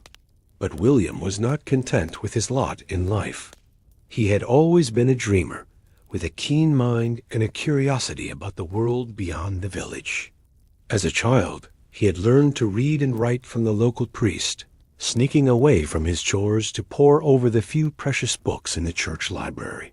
He had read tales of great heroes and far-off lands, of kings and queens and knights in shining armor. Now, as he walked behind his plow, feeling the sun on his back and the sweat trickling down his brow, William's mind wandered to those stories once more. He imagined himself as a knight, riding off to battle on a noble steed, his armor glinting in the sunlight. Or perhaps a scholar, like the wise men he had read about, who spent their days studying the mysteries of the universe in grand libraries and universities. But William knew that such dreams were foolish for a man of his station. He was a plowman, bound to the land and to the will of his lord. His days would be spent in toil and his nights in exhaustion, with little hope of escape or advancement. And yet, something within him refused to accept this fate. He felt a stirring in his soul, a yearning for something more than the narrow confines of his village and his duties. As he guided the plow through the field, William's mind turned to the tales he had heard of a great poet, a man named Piers Plowman. Piers was a plowman himself, but he had somehow found the words to capture the joys and sorrows of the peasant life in verse. His poem spoke of the beauty of the changing seasons, the satisfaction of a hard day's work, and the injustices of a world that treated the poor with disdain.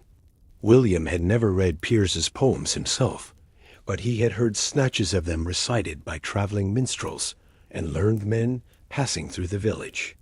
He marveled at the idea that a simple plowman could create something so beautiful and profound, something that could touch the hearts of people from all walks of life. In that moment, as the sun beat down on his back and the earth crumbled beneath his feet, William made a decision. He would learn to write like Piers Plowman, to capture the essence of his life and the lives of those around him in words that would endure long after he was gone. He would find a way to tell the stories of the peasants, to give voice to their struggles and their triumphs. It would not be easy, he knew. He would have to steal moments away from his work, to practice his letters in the dirt with a stick or scratch them onto scraps of parchment by candlelight. He would have to face the scorn and derision of those who saw writing as a frivolous pursuit, unfit for a man of his station. But William was determined. He had tasted the power of words, and he would not let that power slip away. As the days turned into weeks and the weeks into months, William continued to work the land, his body growing lean and strong from the endless cycle of plowing and sowing, reaping and threshing. But in the moments between, he would pull out his precious scraps of parchment and his crude quill, and he would write. At first, his words were clumsy and halting, his hand unsteady and his spelling erratic. But as he practiced, his skill grew. He learned to capture the rhythms of speech, the cadences of the seasons, the joys and sorrows of the peasant life. He wrote of the back-breaking labor of the fields, the simple pleasures of a hearty meal and a warm fire, the fear of famine and disease that haunted every peasant's dreams.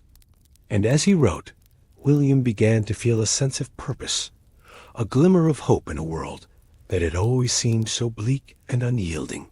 He knew that his words might never be read by anyone beyond his village, that they might crumble to dust along with his bones. But still, he wrote, pouring his heart and soul onto the page, giving voice to the voiceless and the forgotten.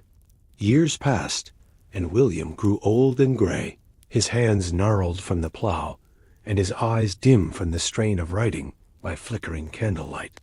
But still he wrote, filling every spare scrap of parchment with his verses and his stories. And when he finally lay on his deathbed, surrounded by his children and his grandchildren, he smiled up at them with a sense of peace and fulfillment. "I have lived a peasant's life," he whispered, his voice thin and reedy. "But I have also lived a poet's life, and in the end, that is all that matters." With those words, William closed his eyes for the last time, his life's work complete. And though his name would never be remembered in the annals of history, his words would live on, a testament to the enduring spirit of the peasants who toiled in the fields and dreamed of a better world. As the news of William's death spread through the village, the peasants gathered to mourn the loss of one of their own.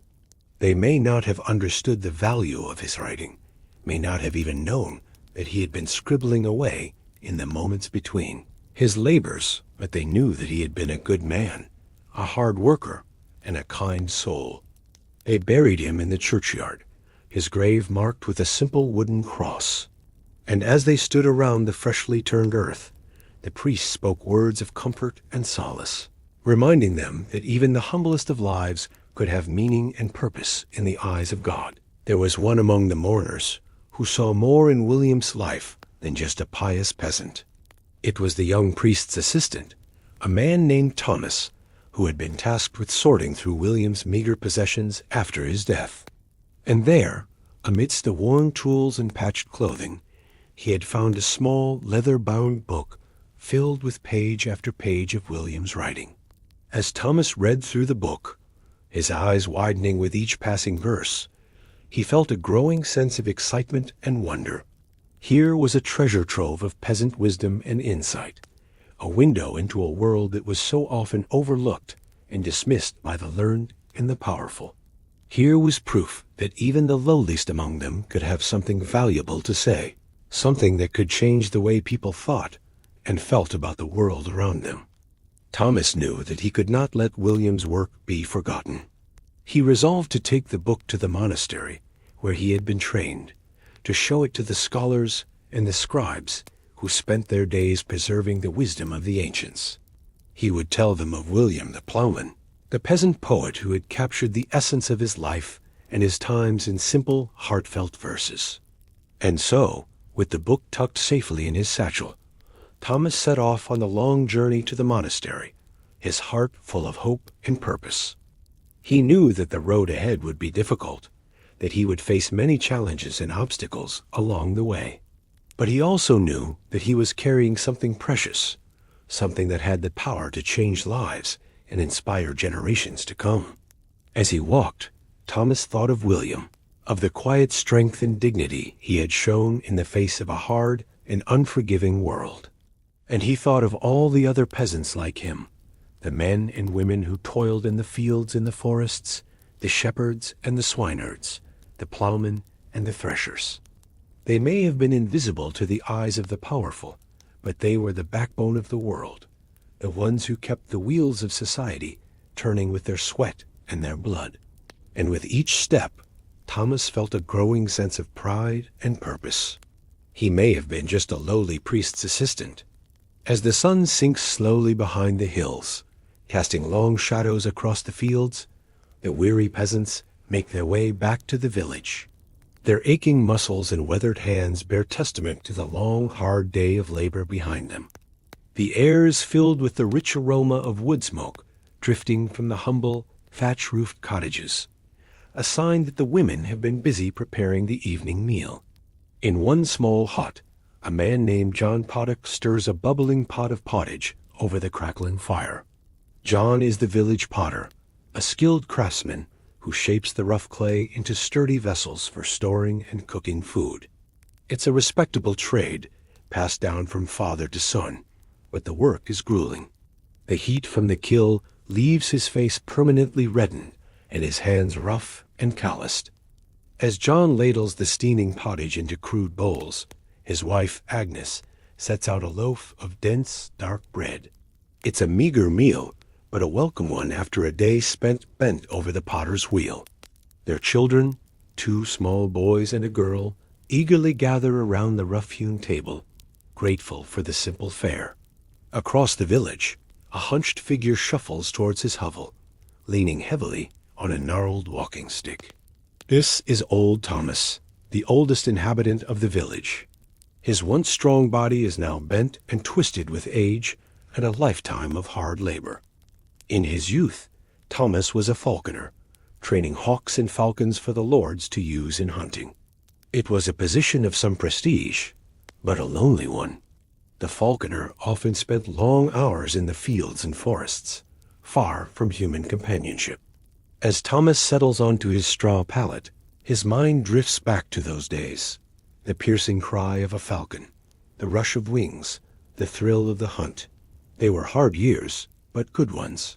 He thinks of the young man he once was, filled with hope, and dreams of a better life, dreams that never came to fruition, ground down by the relentless cycle of toil and poverty. In another part of the village, a woman kneels by a small stream, scrubbing clothes on a washboard. This is Martha, the village midwife and healer. Hers is a position of great responsibility, assisting with births and tending to the sick and injured. But it is also a precarious one. If a birth goes badly or a patient dies, the midwife is often the first to be blamed, sometimes even accused of witchcraft. Martha's hands are red and chapped from the constant washing, and her back aches from bending over, but she knows her work is vital.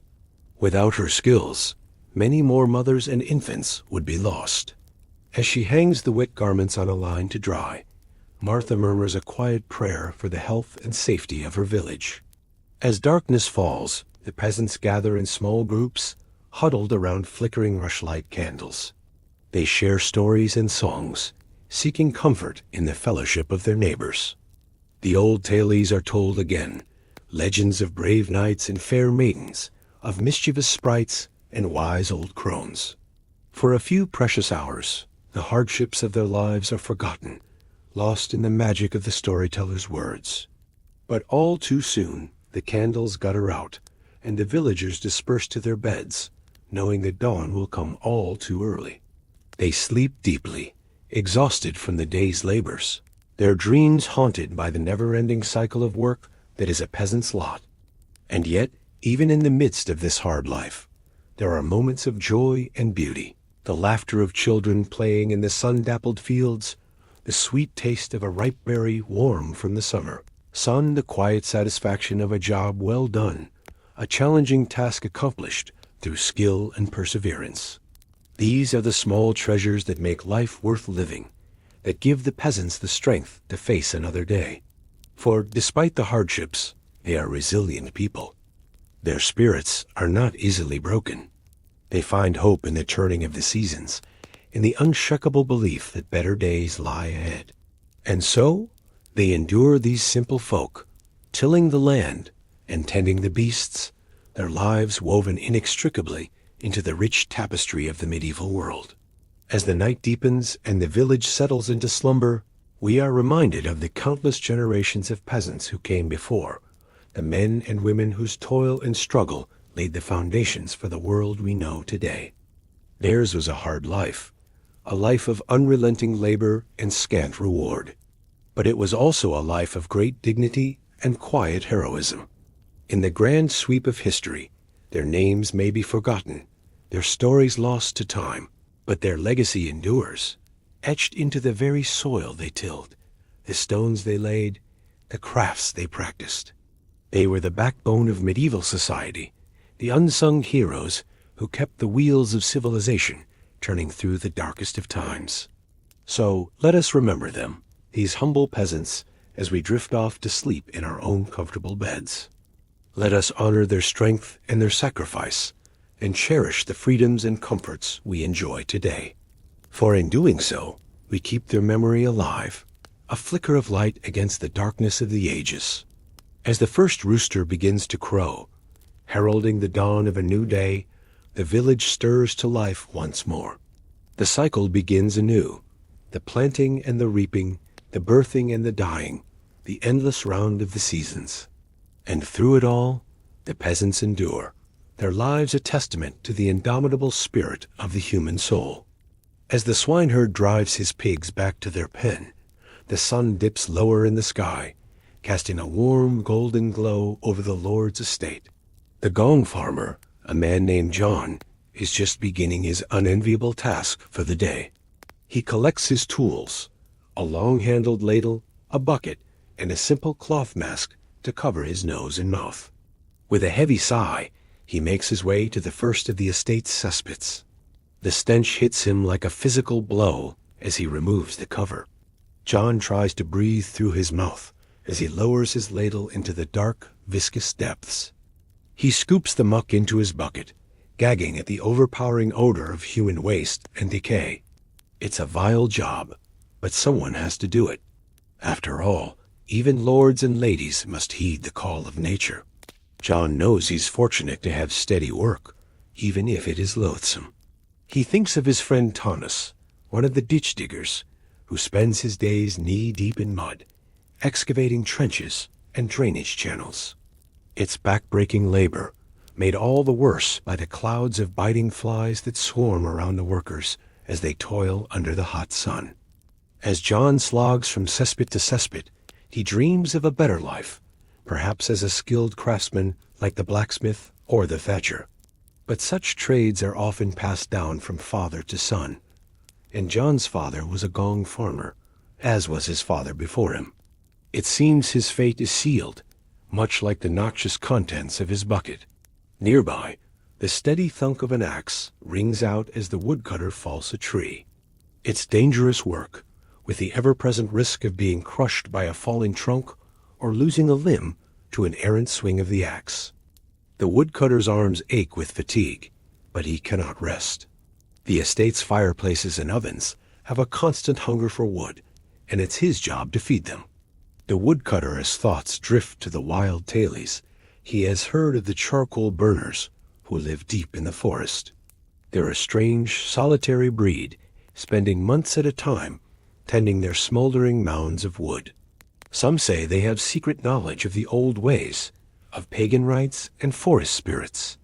Others whisper that they're outcasts, driven to the margins of society by misdeeds or madness. As the woodcutter pauses to wipe the sweat from his brow, he catches sight of a procession winding its way towards the village churchyard. At its head is the stocky figure of Tom Dunn, the gravedigger. He's a grim, taciturn man, well suited to his macabre trade. There's no shortage of work for Tom. What with the frequent outbreaks of disease, the harsh winters, and the occasional violence between feuding lords. Some of the village women whisper that Tom is cursed, that his proximity to death has tainted his soul. They say he talks to the corpses he buries, that he pries gold teeth and rings from their stiffening jaws. There are even rumors that he's been seen walking the churchyard at night, his lantern casting eerie shadows among the gravestones. But Tom pays no heed to such talk. He's too busy with the endless cycle of digging and filling, of laying the dead to rest in the cold, dark earth.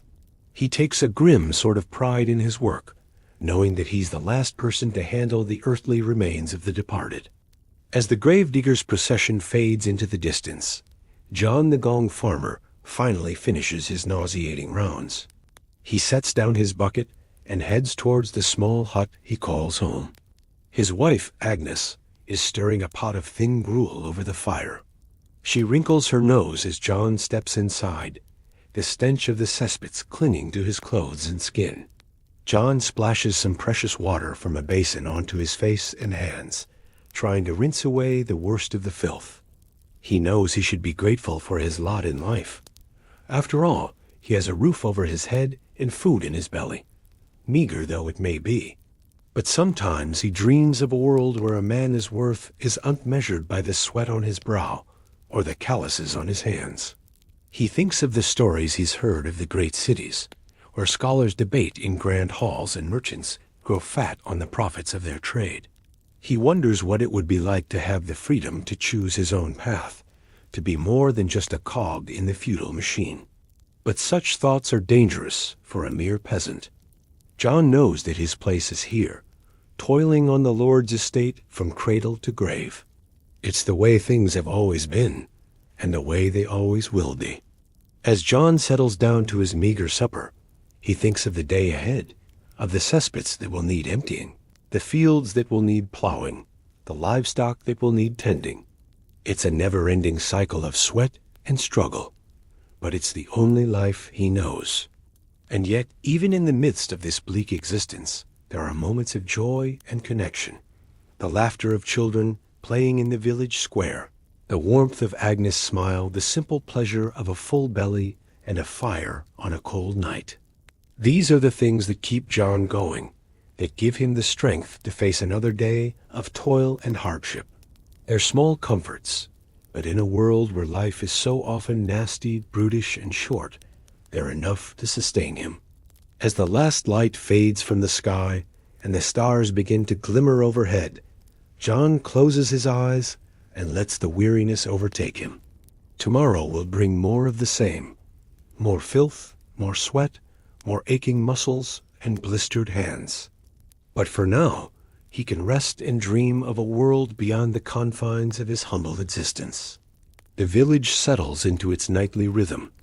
The low murmur of families gathered around hearths, the occasional bleat of a goat or whinny of a horse, the distant hoot of an owl in the woods. The peasants slumber, their bodies and minds spent from the day's labors.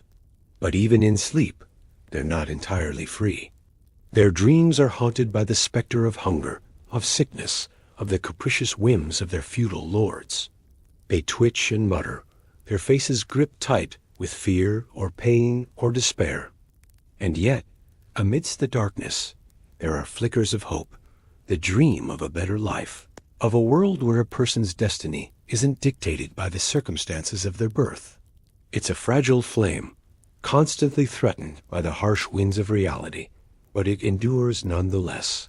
For the peasants know, deep in their weary bones, that change is coming. They can feel it in the restlessness that stirs in their hearts, in the whispered conversations of rebellion and revolt that drift through the village like smoke. One day, their voices will rise in a mighty chorus, demanding justice and freedom. One day, the shackles of the old order will be cast aside, and a new world will be born.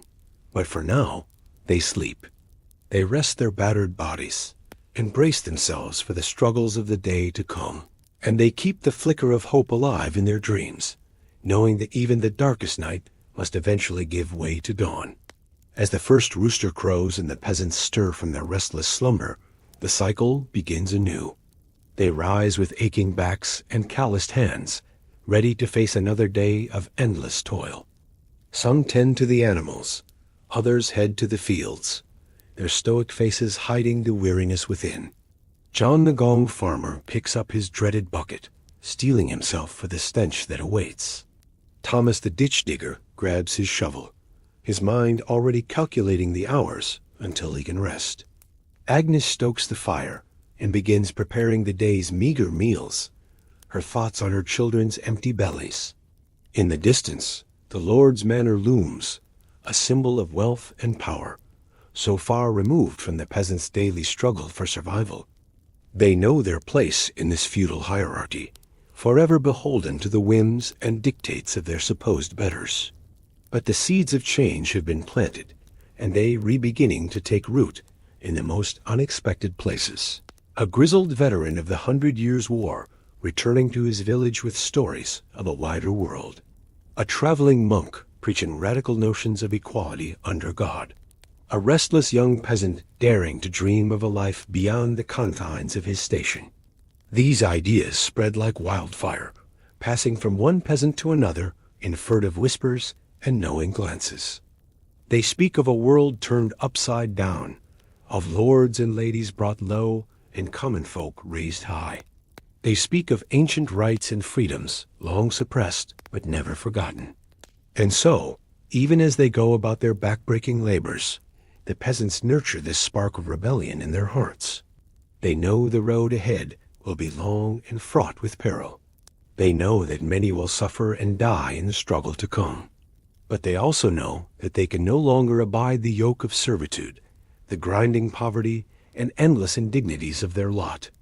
They've tasted the promise of a better life, and they're willing to fight for it, come what may.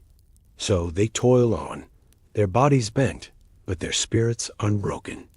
They endure the hardships of the present, sustained by the dream of a brighter future. And they wait for the moment when the scales will finally tip, when the fury of the oppressed will boil over and sweep away the old order like chaff in the wind.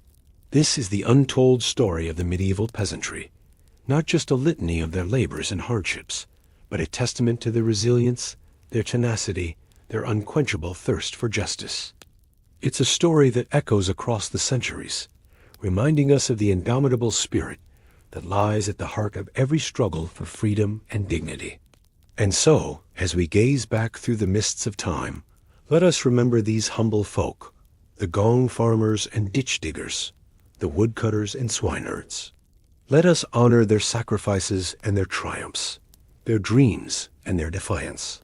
For in the end, it was their sweat and blood that laid the foundation for the world we know today. It was their unsung heroism that paved the way for the rights and liberties we now take for granted. Their names may have been lost to history, but their legacy endures. And as long as there are those who strive for a better world, their story will never be forgotten. The sun rises higher in the sky, casting its light over the medieval village. The peasants labor on, their lives a testament to the indomitable human spirit in the face of adversity. It's a story as old as civilization itself, and one that will continue to be written as long as there are those who dream of a brighter tomorrow. But for now, we leave them to their toil, secure in the knowledge that their struggles and their triumphs will echo through the ages.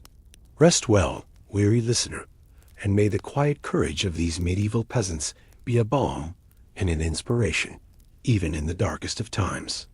As the sun sets over the medieval village, casting a warm golden glow across the thatched roofs and muddy lanes, the weary peasants trudge home after another long day of backbreaking labor. Their hands are calloused and their faces weathered from countless hours toiling in the fields, tending to livestock and serving their feudal lords. Despite the hardships they endure, there is a quiet dignity in their simple way of life, a strength and resilience forged through adversity. For most peasants, there is little hope of ever escaping the crushing poverty and servitude that defines their existence. They are bound to the land, their fates intertwined with the fortunes of their noble masters. From the moment they are born until their dying breaths, they are destined to work the soil, raise crops and animals, and fulfill their duties with unquestioning obedience. But even amidst the daily grind of feudal life, there are occasional moments of reprieve and joy. The church feast days are eagerly anticipated events when work ceases and the village comes together to celebrate their faith and community. Harvest time, too, brings a sense of satisfaction and camaraderie as neighbors work side by side to bring in the ripened grain before winter sets in. And then there are the traveling minstrels, who sometimes pass through the village, bringing with them songs, stories, and news from distant lands. For a few precious hours, the peasants can forget their troubles and lose themselves in tales of brave knights, fair maidens, and mystical creatures. It is a rare glimpse of a world beyond their own narrow confines. Yet, despite these fleeting pleasures, the life of a medieval peasant is one of unrelenting hardship and struggle. They are at the mercy of the elements, vulnerable to droughts, floods, and blights that could destroy their crops and bring famine in their wake. They live in constant fear of disease, with no understanding of how to prevent or treat the maladies that stalk their communities. And always there is the specter of war, of marauding armies that could lay waste to their fields and homes, leaving them destitute and starving. Perhaps it is no wonder, then, that the dream of freedom and a better life smolders in the hearts of many peasants. Though they risk severe punishment or even death for defying their masters, there are those who dare to rebel against the oppressive feudal system. In England, the Peasants' Revolt of 1381 saw tens of thousands of commoners rise up against the nobility, demanding an end to serfdom and unfair taxation. Though the uprising was ultimately crushed, it sent shockwaves through medieval society and sowed the seeds of change that would slowly take root in the centuries to come. As night falls and the peasants settle into their humble abodes to rest their aching bodies before another day of toil begins, one can only imagine the dreams that drift through their minds. Dreams of a life unshackled from the bonds of servitude of a world where they are masters of their own destinies. They may be the lowest members of medieval society, but in their hearts burns a fierce and unquenchable spirit, a spirit that will endure through the ages and pave the way for the freedoms we enjoy today. So let us pause and reflect on the lives of these medieval peasants, the common folk whose hard labor and quiet strength built the very foundations of the modern world. Though their names may be lost to history, their legacy lives on in the values of perseverance, resilience, and hope that they embodied. As we drift off to sleep, let us carry their stories with us and honor the sacrifices they made. For, in remembering and learning from the past, we may just find the wisdom and courage to face the challenges of our own time. The peat diggers were another group of medieval peasants who toiled in obscurity, carrying out backbreaking work that was vital to the functioning of their communities. In a time before coal or gas, peat was a crucial source of fuel for heating homes and cooking food.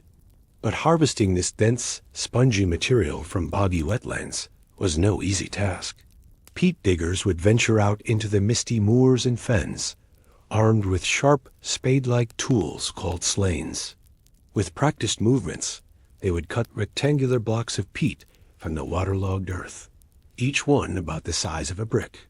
It was grueling, repetitive labor that left their hands blistered and their muscles aching.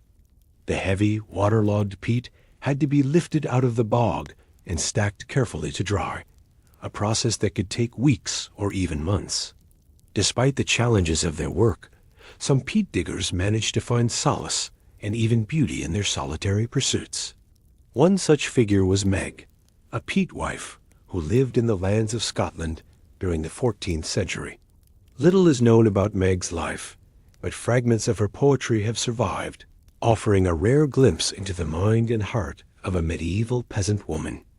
In her verses, Meg wrote of the quiet majesty of the moors, the changing colors of the seasons, and the simple joys of a life lived in harmony with nature.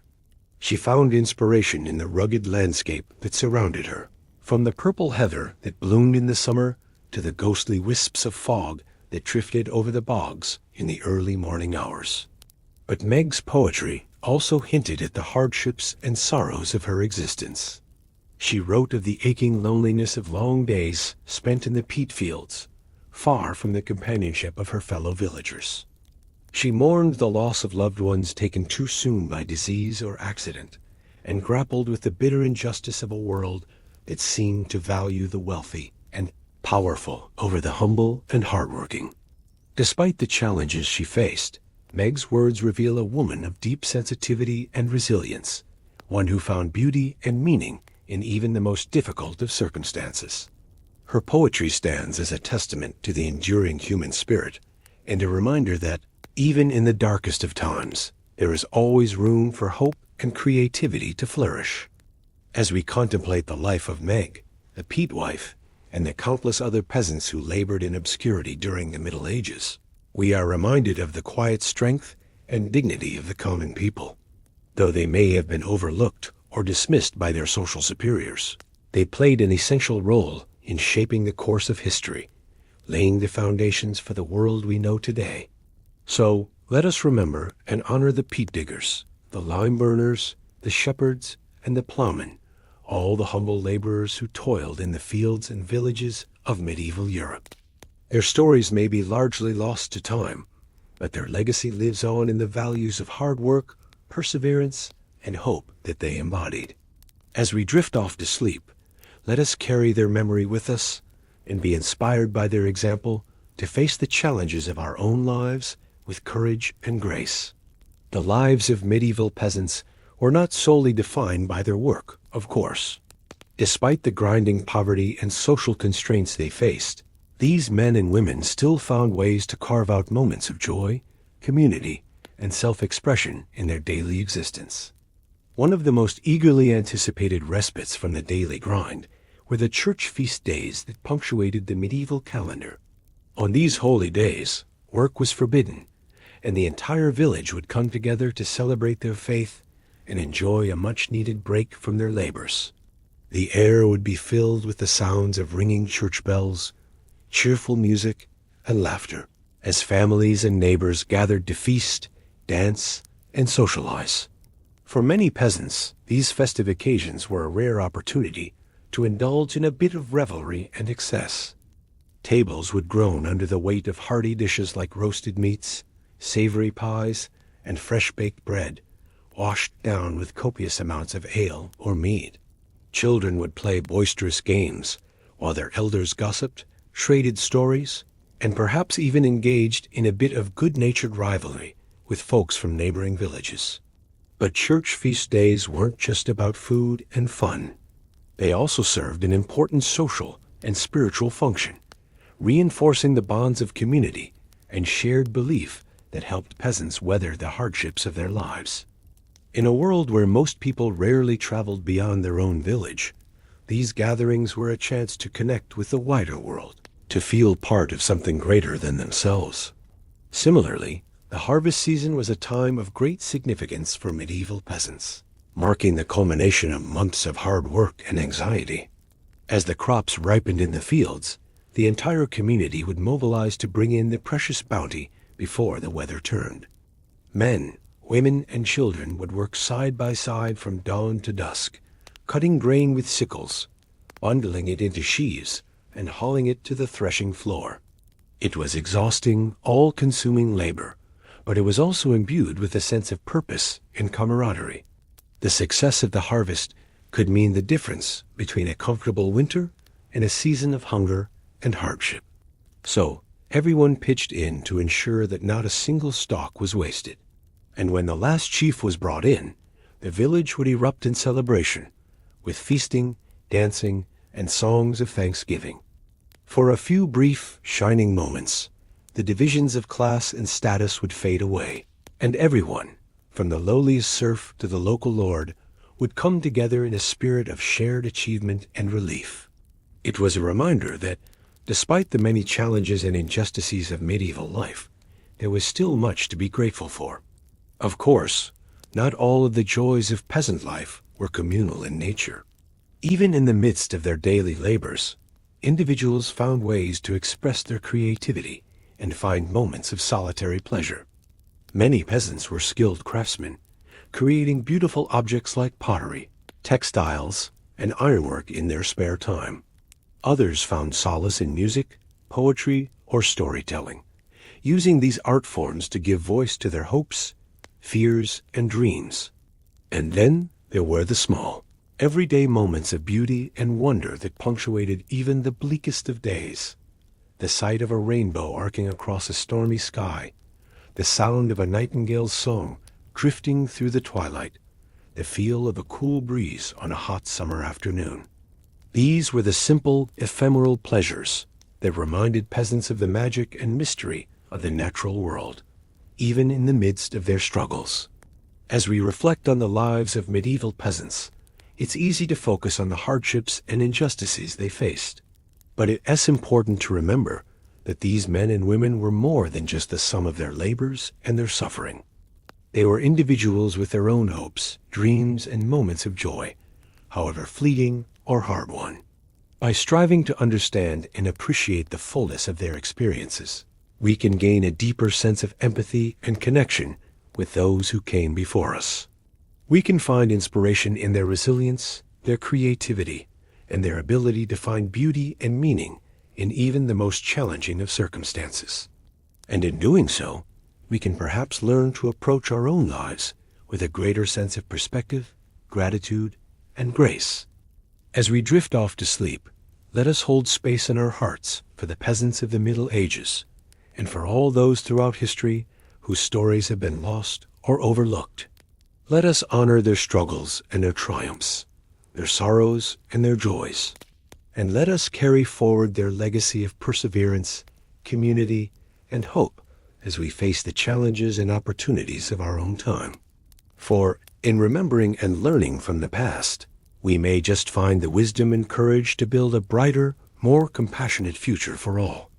As the sun rises over the thatched roofs and smoke curls from the chimneys, the village begins to stir. Roosters crow their dawn chorus as weary peasants emerge from their humble huts to face another day of ceaseless toil. Life as a medieval peasant is a brutal existence of grinding poverty and backbreaking labor from sunup to sundown. Most are born into serfdom, bound to the land they work and subservient to the whims of their feudal lords. They eke out a meager subsistence, toiling in the fields and forests, tending to livestock, and performing the menial tasks that keep the manor running.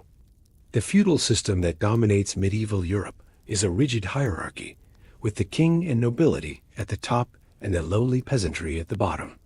Though some freemen and yeoman farmers enjoy a measure of independence, the vast majority are serfs, who owe labor services and a share of their harvest to their lord in exchange for a small plot of land. They are not slaves in the strictest sense, for they cannot be bought and sold like cattle, but they are far from free. A typical peasant family dwells in a tiny one- or two-room hut, its walls woven from branches and its roof thatched with straw. If they are fortunate, they might have a packed dirt floor strewn with rushes and a smoky hearth for warmth and cooking. But many make do with even less.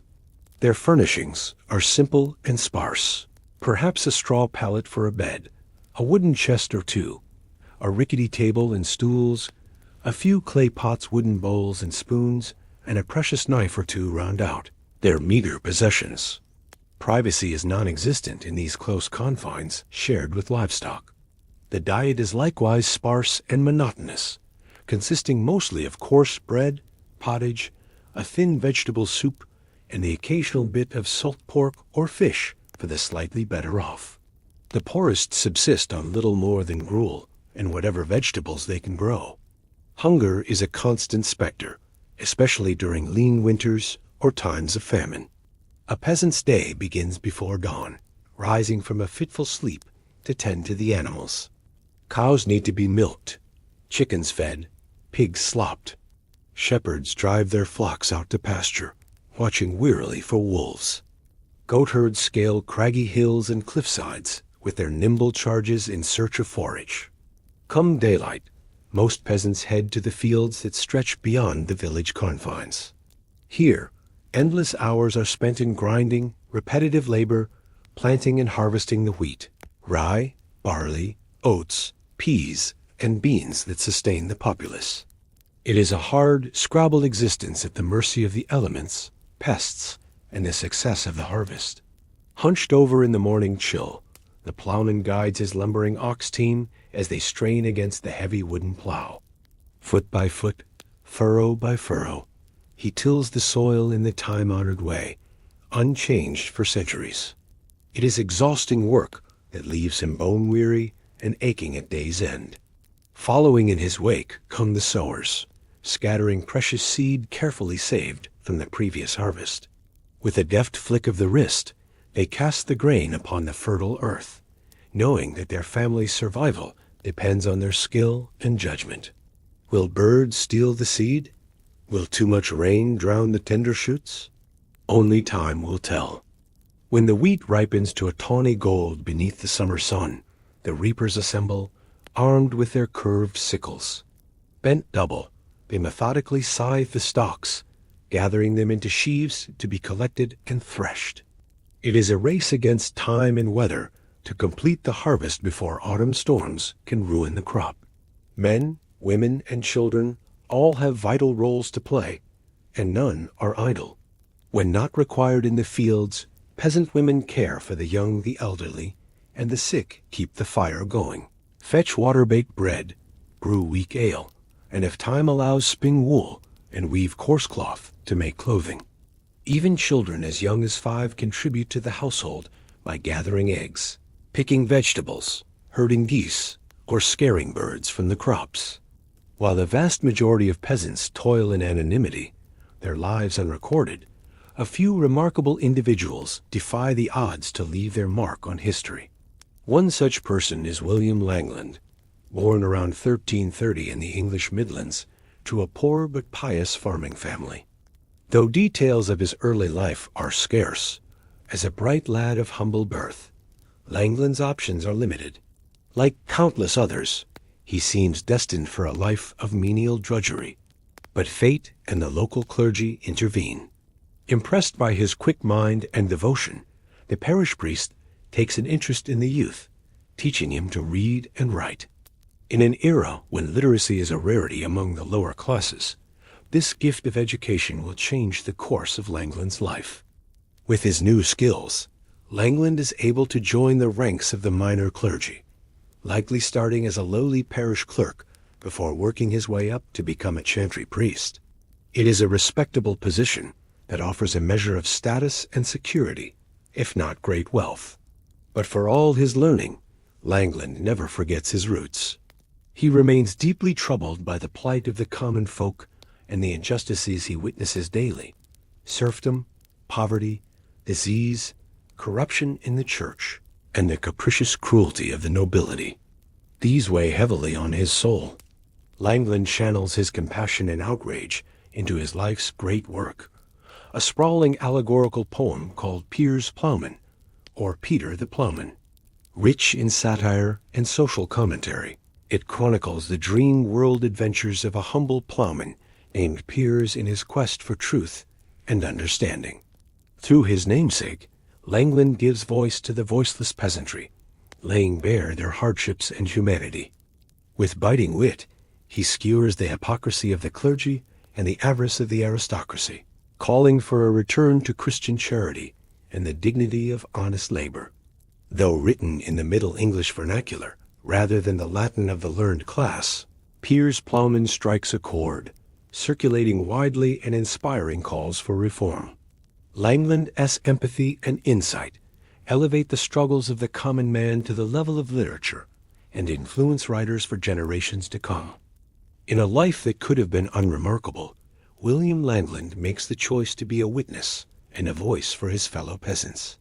His words give them a measure of immortality they never could have imagined as they trudge home each dusk on aching feet, the soil still beneath their nails, to sleep and rise again to toil anew. For those with a passion for animals over crops, Being a shepherd or goatherd offers a degree of independence and mobility, if not comfort. Entrusted with the Lord's valuable livestock, they spend their days roaming the hillsides and pastures, vigilantly guarding their woolly charges from predators and thieves. It is a lonely, rugged existence, exposed to the elements. Shepherds think nothing of bedding down with their faithful dogs beneath the stars, wrapped only in a rough woolen cloak for warmth. They are a resourceful breed, as adept at wielding a sling to fend off wolves as they are at playing a cheerful tune on a pipe during the long, slow hours of grazing. But even this pastoral idyll can be shattered by the cruel twists of fate, as the strange and sorry tale of Johanna, the goose girl, shows. Johanna is a simple maid, content in her humble lot, tending the geese for the wealthy Franklin family on the outskirts of the village. With her gaggle of noisy, beady-eyed birds, she wanders the commons and fens, a slip of a girl dwarfed by her squawking, flapping charges. The villagers smile to see her go by, trailed by a great white and gray cloud of honking geese, oblivious to all but the next choice morsel. Johanna has a way with the fowl, a knack for keeping them in line with softly spoken words, and the occasional stern wave of her crook. She takes pride in delivering them plump and pristine for the Franklin Esdable on high feast days and holidays. But beneath her sunny demeanor, Johanna harbors a secret passion. Whenever she can steal a moment away from her geese, she hastens to the hedge and forest edges to gather herbs: feverfew, tansy, pennyroyal, wolfsbane. With patient experimentation, she teaches herself the arts of healing and remedy, tending to sick villagers and birthing mothers with her potions and poultices. Word of her gift spreads, and soon people from all over the district are seeking out the goose girl for her cures and midwifery skills. To the desperate and ailing, Johanna is an angel of mercy. But to others, especially those in power, an unlearned peasant girl meddling in such matters can only be one thing: a witch. Accused by envious rivals and fearful clerics, Johanna is arrested and hauled before the court. In vain she protests her innocence, claiming she is but a simple goose girl who has only ever sought to help those in need. But the forces arrayed against her were implacable. Witnesses came forth to swear they had seen her cavorting with imps and devils in the moonlight, gathering strange herbs for her foul brews. Under threat of torture, poor Johanna broke down and confessed to all manner of outlandish crimes and congress with Satan. Her terrible fate was sealed. The sentence, burning at the stake, was handed down swiftly and without mercy. The pious villagers who had once sought her aid now jeered and cursed as she was led to the pyre, bewailing her betrayal and wicked ways. As the flames licked around her, Johanna's desperate screams pierced the air, mingling with the crackle of the fire and the honking of the geese set free to wander masterless. A pungent whiff of herb smoke tinged the inferno, lending a bitter irony to her demise. Thus perished Johanna, the goose girl, a victim of the ignorance and superstition of her age. Her crime, nothing but compassion, cloaked in the peasant arts of herb and healer. In a time when women, especially those of low birth, were so easily demonized, her fate was all too common. Not all jobs on the Lord S estate allowed for the small freedoms and open air enjoyed by the goose girls and shepherds. For those at the very bottom of the social order, only the most menial, unpleasant tasks would do. Chief among these was the reviled role of the gong farmer, a lowly serf charged with the unenviable task of cleaning out latrines, privies, and cesspits. Day after day, these wretched souls would wade knee-deep through the fetid muck, shoveling the waste into buckets to haul away and dispose of. The stench was unbearable, a noxious miasma of human excrement mingled with rotten food scraps, animal dung, and other vile effluvium. Even the hardiest soul would gag and heave, eyes streaming as they tried to breathe through a rag tied across their face. But worse than the smell was the very real danger of disease. The gong farmers waded unprotected through a toxic soup teeming with parasites and pathogens at a time when concepts of hygiene and sanitation were utterly alien. It's little wonder so many fell victim to dysentery, cholera, and other horrific ailments. Their life expectancy was dismally short. It's telling that this critical but loathsome job was reserved for the lowest of the low in the feudal hierarchy. These were the expendables, the untouchables, their lives considered of little worth beyond the filthy function they provided. They were shunned by their fellow peasants and exist mostly as passing references in the chronicles of the time, faceless and forgotten.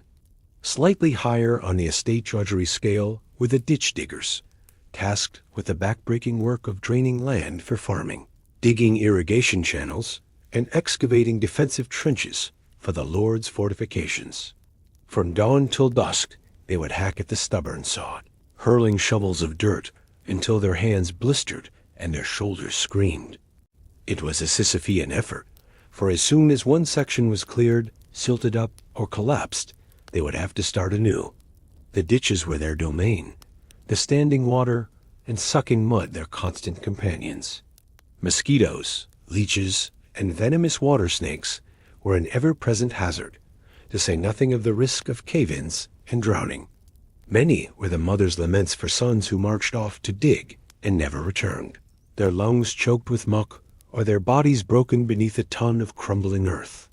It was a hard way to wrest a living and endless brutal battle against nature, fueled only by thin gruel and the overseer's lash. And then there were the woodcutters, those hardy souls who journeyed out each morning to the Lord's forests to hew and haul the great timbers that fed the ever-hungry fires of the manor and village. Theirs was a world of sap and sawdust, of flashing axes and ringing wedges, of straining sinews and crushing weights. To fell a full-grown oak or elm was no mean feat in an age before motorized saws and metal wedges. Armed only with hand-forged axes and primitive saws, the woodcutters would hack and chop for hours to bring down a single tree, scrambling clear with shouts of timber as the groaning giant finally succumbed. But that was only the beginning, for then came the Herculean task of delimbing, bucking, and splitting the behemoth into transportable pieces. Green wood is heavy and stubborn, fighting the blade at every turn. A man could exhaust himself wrestling a single log onto a mule cart, only to have to repeat the process a dozen times more. Accidents were common and horrific: crushed limbs, severed fingers, fatal blows from kickback and widowmakers. A falling tree is an awesome and unforgiving force, and the woodcutter who misjudged its lean or failed to plan his escape would pay the ultimate price. Many a village woman became a widow thanks to an errant bough or twitch of an axe. Yet for all its perils, the job of a woodcutter held a certain appeal and status among the peasantry. There was a rugged independence to it, a sense of skill and mastery, far removed from the dull routines of the field and barnyard. In the eyes of some, the woodcutter embodied the wild, untamable spirit of the forest itself. So it was for Wat Tyler, a simple man who earned his daily bread hewing wood and laying thatch for the manor roofs. Born a serf with no prospects beyond a lifetime of servitude, he nevertheless dreamed of a better lot, of a world where a man might be master of his own fate. As he toiled amidst the timber and straw, Wat would compose stirring speeches in his head, railing against the injustices of the feudal order. He spoke of the right of every man to be free to own land and keep the fruits of his labor of an eye, end to the arbitrary abuses and heavy taxes of the gentry of the common folk, rising up as one to throw off their shackles and claim their God-given dignity. At first, his words fell on deaf ears, for his fellow peasants were too cowed and beaten down to believe change was possible. The yoke of serfdom had been their bitter birthright for generations. Who were they to question their masters or the natural order of things? But Wat would not be deterred. With the zeal of a prophet, he continued to preach his gospel of liberation, gathering a small but passionate band of followers. They met in secret in forest glades and thatch huts, plotting and planning for the day when they would make their stand. That day came in the summer of 1381, when simmering discontent over a hated poll tax finally boiled over into open rebellion. Across England, peasants rose up in arms, torching manor houses and attacking tax collectors. It was the moment Wat had been waiting for. Emerging from the forests of Kent at the head of a motley army of serfs and laborers, Wat marched on London, his ranks swelling with each passing mile. The ragtag rebels struck fear into the heart of the establishment, their demands for an end to serfdom, and feudal privilege a direct challenge to the entrenched power of the crown and church. For a brief, heady moment, it seemed that Wat and his followers would carry the day. They stormed the Tower of London, executed the hated chancellor and treasurer, and even won an audience with the boy King Richard II, who quailed before their might. But fate and treachery would conspire against them. During a heated parley at Smithfield, Wat was suddenly attacked and stabbed by the Lord Mayor of London. As he lay bleeding, the rebellion fell into disarray, and the king's men moved in for the kill. Wat Tyler, the visionary woodcutter and peasant hero, would not live to see his dream of a more just social order come to pass. Captured and condemned as a traitor, he was hanged, drawn, and quartered. As the sun sinks slowly over the thatched roofs of the village, the peasants make their weary way home after another long day of toil. The blacksmith, his face streaked with soot, banks the fires of his forge and stretches his aching muscles. The thatcher climbs down carefully from the roof he's been mending, bits of straw clinging to his clothes and hair. And in the shadows of the church graveyard, the hunched figure of the gravedigger plunges his shovel into the earth one last time before heading for home. These are the unsung heroes of the Middle Ages, the common folk whose backbreaking labor kept the world turning. They may not have had the wealth and privilege of the nobles in their grand castles and manors, but they had something perhaps even more valuable: grit, resilience, and an unbreakable spirit that refused to be crushed by hardship. Take the story of Meg, the peat wife. Hers was a life of solitude and unceasing toil, spent knee-deep in the chilly, murky waters of the peat bog. Day after day, she would cut the heavy blocks of peat and stack them carefully to dry, her only companions the birds and the wind whistling through the reeds. It was a lonely, back-breaking existence, but Meg found beauty in it nonetheless. In the quiet moments between her labors, she would scribble poems on scraps of birch bark, odes to the vibrancy of the dragonflies dancing over the water, to the sweet scent of the wildflowers that speckled the boggy fields. Her verses spoke of the simple joys and sorrows of a peasant's life, and the deep connection she felt to the land that sustained her. Meg's story may be lost to history, but her spirit lives on in the countless other peasants who found small moments of grace and beauty amidst the drudgery of their lives. The shepherds who watched in wonder as the first tentative lambs of spring took their wobbling steps. The reaper who paused to wipe the sweat from his brow and marvel at the glint of the sun on the scythe's blade. The thatcher who took pride in a roof well mended, knowing it would keep a family safe and warm. And then there were the peasants who dared to dream of something more, the ones who refused to accept that a life of servitude was all there could be. Folk heroes like Wat Tyler, who rose from his humble beginnings as a roof tiler to lead the peasants' revolt of 1381, a fierce, defiant stand against the oppression and injustice of the ruling class. Tyler's story began like so many other peasants' tales, with a life of grinding poverty and backbreaking work. As a boy, he learned the craft of roof tiling from his father, spending long hours lugging heavy bundles of clay tiles up ladders and across precarious rooftops. It was a difficult and dangerous trade, but Tyler took pride in his skills and his strength. But as he grew older, Tyler began to chafe against the rigid confines of the feudal system that kept peasants like him trapped in a cycle of poverty and subservience. He saw the way the nobles lorded their wealth and power over the common folk, crushing them under the weight of taxes and forced labor.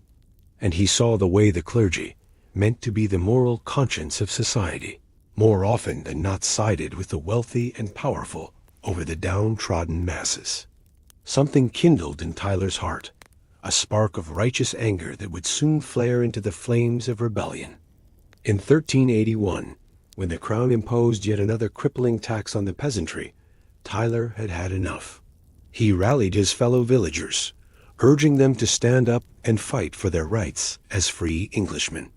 Word of the uprising spread like wildfire through the countryside, and soon tens of thousands of peasants had joined the cause, marching on London to demand an end to serfdom and unfair taxation. With Tyler at their head, the rebels stormed the Tower of London, captured and executed the hated men who had oppressed them for so long, the Lord Chancellor and the Lord Treasurer. For one brief, shining moment, it seemed as if the peasants might actually triumph, as if the world they had always known might be remade into something new and better. But it was not to be. The young King Richard II, threatened by the growing power of the rebels, lured Tyler into a trap and had him brutally executed, his head displayed on a pike as a warning to any who would dare defy the crown. The peasants' revolt was crushed, and the dream of a more just and equitable society retreated into the mists of history. But the spirit of defiance that Wat Tyler embodied would never be entirely extinguished. It lived on in the peasants who continued to toil and struggle, who found small moments of joy and meaning in their hardscrabble lives, and who held fast to the hope that one day their children or their children's children might know a better world. As darkness falls over the medieval village, the last of the peasants shut their doors against the chill of the night.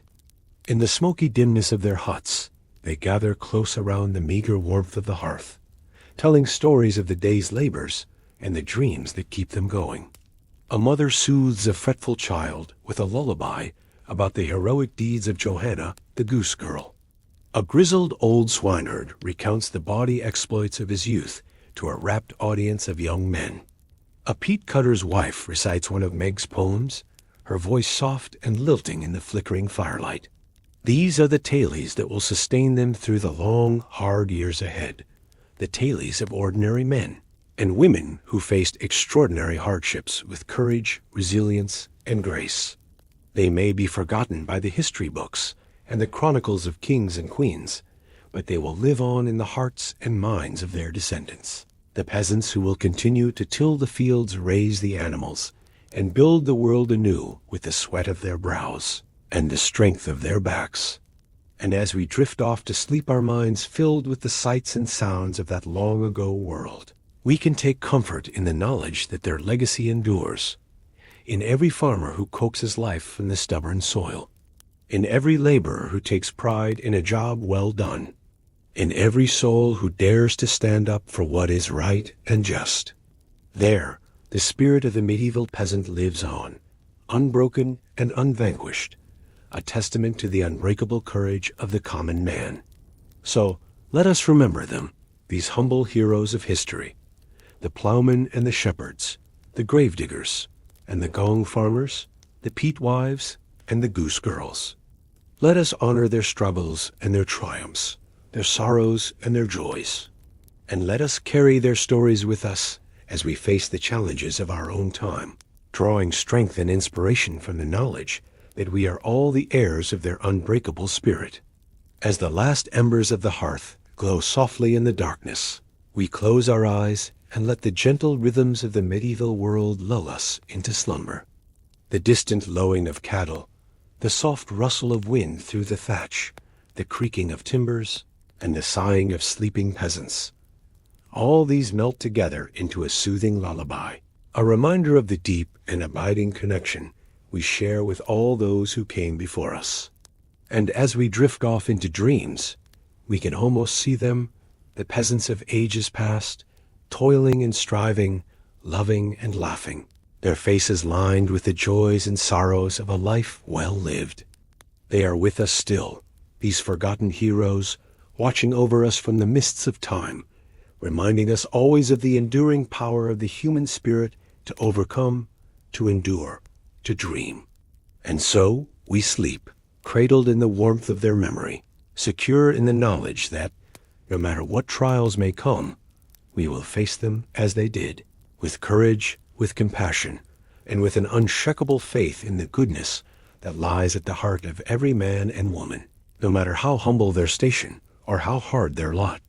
This is the legacy of the medieval peasant, a legacy of hope, of resilience, and of the untamed beauty of the human soul.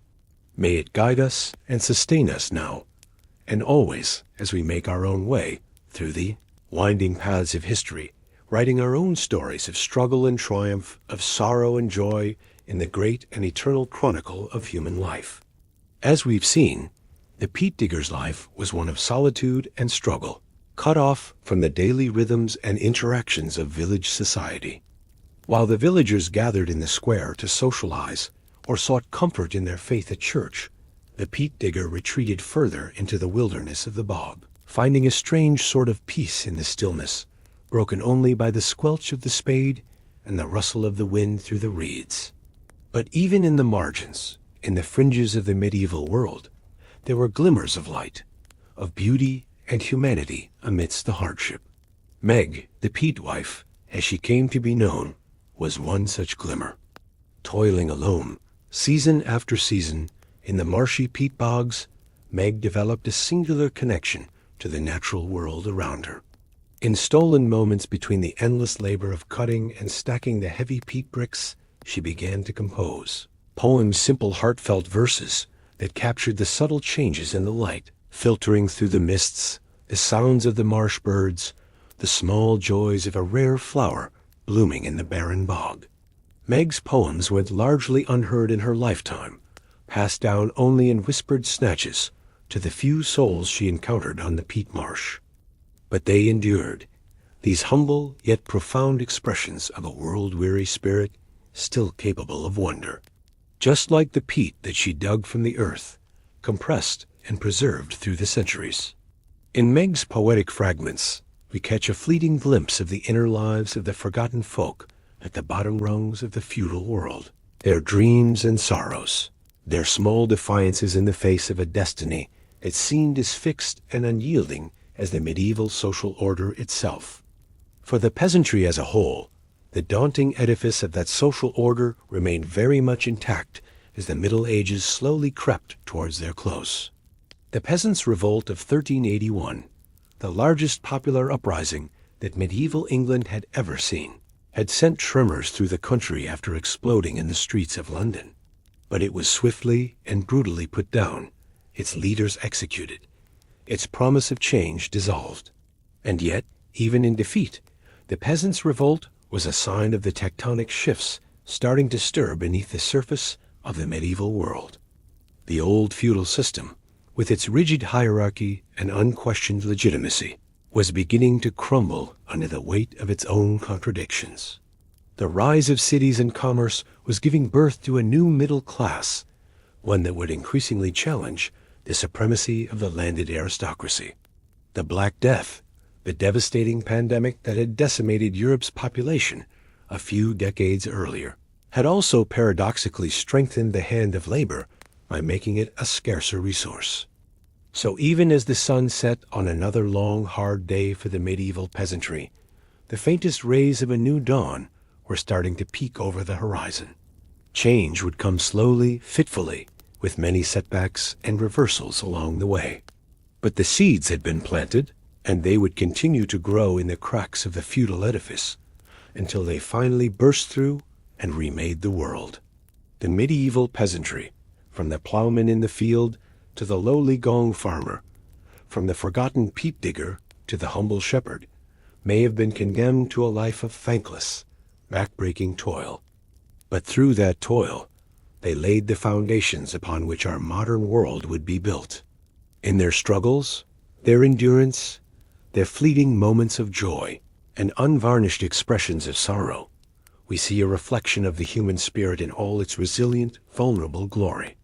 So as we drift off to sleep, let us spare a thought for Meg the peat wife and her brethren, for the poor benighted peasants of the Middle Ages, and all they built and bequeathed to us in the grand tapestry of human history. They may be the unsung weft threads hidden behind the glittering warp of kings and conquerors. But without them, there would be no tapestry at all. Sweet dreams, dear listener. And if you enjoyed this boring but edifying meander through medieval history, do consider giving a drowsy thumbs up and subscribing for more soporific yet strangely stimulating content. Until next time, good night.